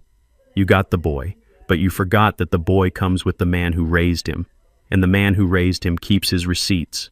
I turned my back on her. I walked back to Kendrick. He looked at me. He took off his headphones. "Did I do it right, Dad?" He asked, his voice quiet and unsure, like a little boy asking about a homework assignment. I put my hand on his shoulder. I felt the solid strength of him. "Yes, son," I said, fighting back tears. "You handled it. You handled it perfectly." Behind us, the judge was issuing orders for asset seizure and contempt of court, but we did not listen. We walked toward the double doors. Vernon Hayes, the mechanic, Sloane Hayes, the warrior, and Kendrick Hayes, the artist who had just painted his masterpiece, using nothing but the law and the truth. The courtroom doors swung open with a heavy thud that sounded like the final gavel of judgment. But it was not the judge who entered. It was a team of federal agents wearing jackets that said FBI. They moved with the precision of a pack of wolves descending on wounded prey. They did not look at me. They did not look at Kendrick. They walked straight to the table where Delphine was sitting amidst the ruins of her scheme. Delphine looked up. Her mascara was running down her cheeks in black rivulets, making her look like a tragic clown. She tried to stand up to regain some shred of dignity, but her legs would not hold her. She collapsed back into the chair, clutching her purse as if it contained the oxygen she needed to breathe. Mrs. Delphine Hayes Miller, the lead agent, announced, his voice echoing off the high ceilings. "You are under arrest for wire fraud, bank fraud, and identity theft." Delphine shook her head violently. "No. There is a mistake. I am the conservator. The judge just signed the order. I have assets. I have millions." The agent pulled a pair of handcuffs from his belt. The metal glinted cold and hard in the fluorescent light. "We know about the loans, Mrs. Miller. We know that you used the projected value of the Hayes Art Trust to secure $3 million in high-interest loans from offshore lenders last week. You signed affidavits claiming you already had possession of the funds. That is fraud. You spent money you did not have, and you lied to a federally insured bank to get it." I watched as the reality hit her. She had been so sure of her victory, so certain that she could steamroll over her disabled son and his mechanic father, that she had spent the prize money before the race was even finished. She had dug a hole so deep that she could not even see the sky anymore. She looked at me one last time. Her eyes were wild. "Vernon, tell them. Tell them I am good for it. Tell them about the painting." I stood there, my hands resting on the back of Kendrick's chair. I looked at the woman who had left a 4-year-old boy alone in the dark because he was an inconvenience. "The painting is gone, Delphine," I said, my voice quiet but carrying across the room. "The value is 0. You bet on a ghost and you lost." The agent grabbed her wrists. She screamed. It was not a scream of fear. It was a scream of pure rage. She thrashed and kicked, knocking over the heavy oak chair. "Get your hands off me. Do you know who I am? I am a victim. They tricked me. That boy is a monster. He planned this." The agents dragged her toward the door. She dug her heels into the carpet, leaving tracks just like they had dragged Kendrick out of my house 3 weeks ago. But this time there was no tragedy. There was only justice. As she passed Gavin, he tried to shrink into the wall. He was pressed against the paneling, sweating so hard his expensive suit was dark with moisture. He thought if he stayed quiet, maybe they would forget him. Maybe he could slip out the side door and disappear into the city. But justice does not forget. The agent stopped in front of him. He looked at Gavin with a mixture of pity and disgust. "Mr. Gavin Miller." Gavin swallowed. "I did not sign the loans," he squeaked. "That was all her. I am just a consultant." The agent smiled, a cold, humorless smile. "We are not here for the loans, Mr. Miller. We are here for the embezzlement. It seems the brokerage firm you worked for 5 years ago finally finished their audit. They found the missing $400,000, and they found the digital trail leading right to your personal account." Gavin's knees gave way. He slid down the wall until he was sitting on the floor. He looked at the back of the courtroom. The bookie in the dark suit stood up. He buttoned his jacket. He looked at Gavin and gave a small mock salute. Then he turned and walked out. Gavin knew that prison was now the safest place for him. If the feds did not take him, the mob would. "I surrender," Gavin whispered, holding out his hands. "Please, just take me. Take me now." I watched them go. Delphine screaming curses at the son she abandoned, and Gavin weeping like a child. They were hauled out of the heavy double doors, and the silence that rushed back into the room was the most beautiful sound I had ever heard. It was not the silence of loneliness. It was the silence of a storm that has finally broken. Judge Harrison cleared his throat. He looked at the empty defense table. He looked at the shredded paper on the floor. Then he looked at us. "Mr. Hayes," the judge said, addressing Kendrick, "it appears the conservator is indisposed." Kendrick stood up. He adjusted his cuffs. He looked calm, perfectly composed. "It appears so, Your Honor. Given the circumstances," the judge continued, "I am vacating the previous order. The conservatorship is dissolved. Mr. Kendrick Hayes, you are restored to full legal capacity. Your assets are your own. Your life is your own." "Thank you, Your Honor," Kendrick said. The judge banged the gavel. Case dismissed. The sound rang out like a church bell. Sloane closed her laptop with a soft snap. She let out a long breath, and her shoulders dropped 3 inches. She looked at me, and her eyes were shining with tears. We had done it. We had walked into the fire, and we had come out carrying the water. "Vernon," she whispered, "we won." I did not answer her. I turned to my son. Kendrick was standing there staring at the empty doorway where his mother had disappeared. His face was unreadable. He was holding his headphones in his hand, running his thumb over the smooth plastic. "Ken," I said softly. He turned to me. His eyes were clear. The terror was gone. The confusion was gone. "Is she coming back, Dad?" he asked.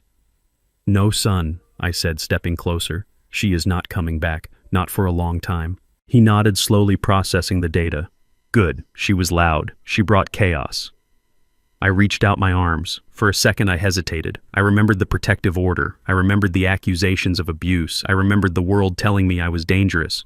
But then Kendrick did something he rarely did. He closed the gap. He stepped forward and wrapped his long arms around my shoulders. He buried his face in my neck. He smelled of charcoal and old paper and the soap I had bought for him since he was a baby. He did not squeeze hard. It was a firm, steady pressure, a grounding technique. "Thank you," he whispered against my collar. "Thank you for what, son?" I asked, blinking back tears. "For staying," he said. "You always stay." I hugged him back. I hugged him with all the strength of a 68-year-old mechanic who had spent 20 years fixing broken things, but realized he had raised something unbreakable. "I will always stay, Ken," I whispered. "I am your dad.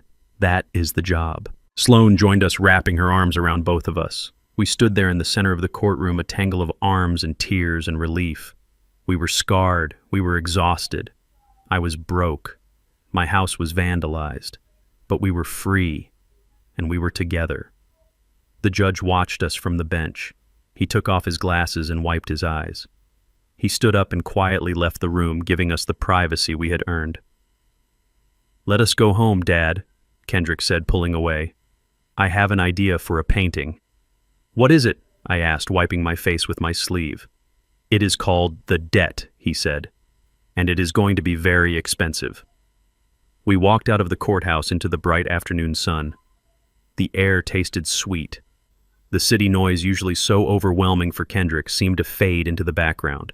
We got into my beat-up old sedan, the one Delphine had laughed at. It started on the first try.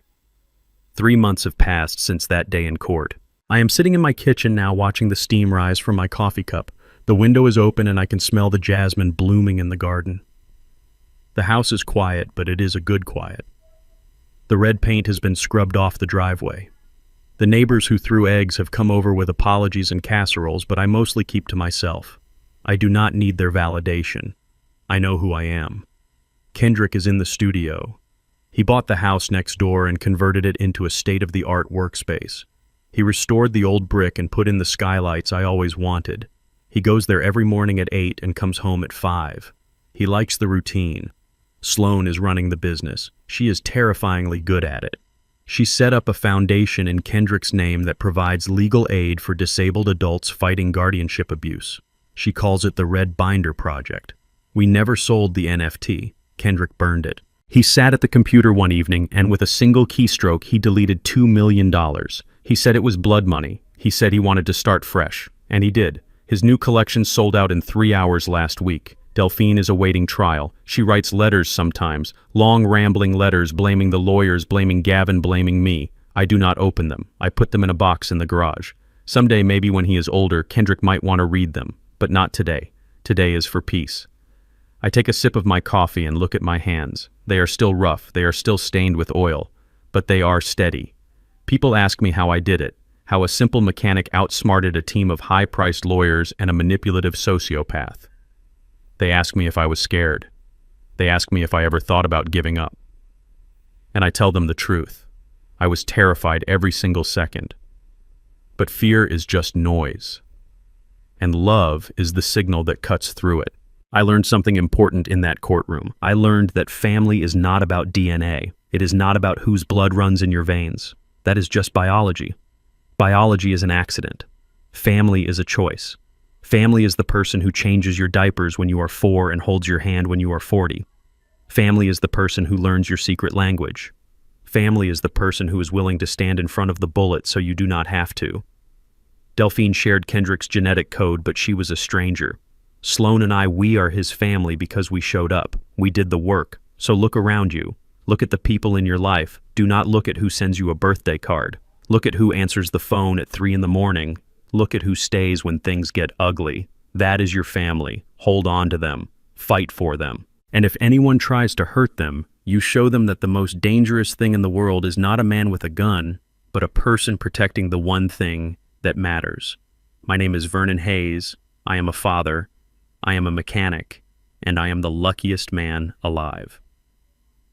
Thank you for listening to my story. If you enjoyed this, please hit that like button. It helps more than you know. And if you have ever had to fight for someone you love, let me know in the comments.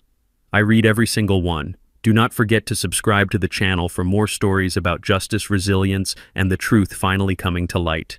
Until next time, take care of each other. And remember, never underestimate the quiet ones. They are usually the ones counting the cards. The most painful truth in this story isn't about the money. It is about the arrogance of absence. Delphine believed her biology gave her ownership, but she forgot that love is an active verb. You cannot abandon a garden for 20 years and expect to harvest the fruit just because you planted the seed. Vernon taught us that true power doesn't wear a designer suit, it wears grease-stained coveralls and shows up every single day. The quietest people often hold the loudest cards, and the strongest family bonds are built not by blood, but by the shared trenches of survival. If you believe that family is defined by loyalty, and not just blood, hit that like button to support the channel. Have you ever had to stand up for someone who couldn't stand up for themselves? Tell me your story in the comments below. I read every single one. Don't forget to subscribe for more stories of justice served cold. See you in the next one.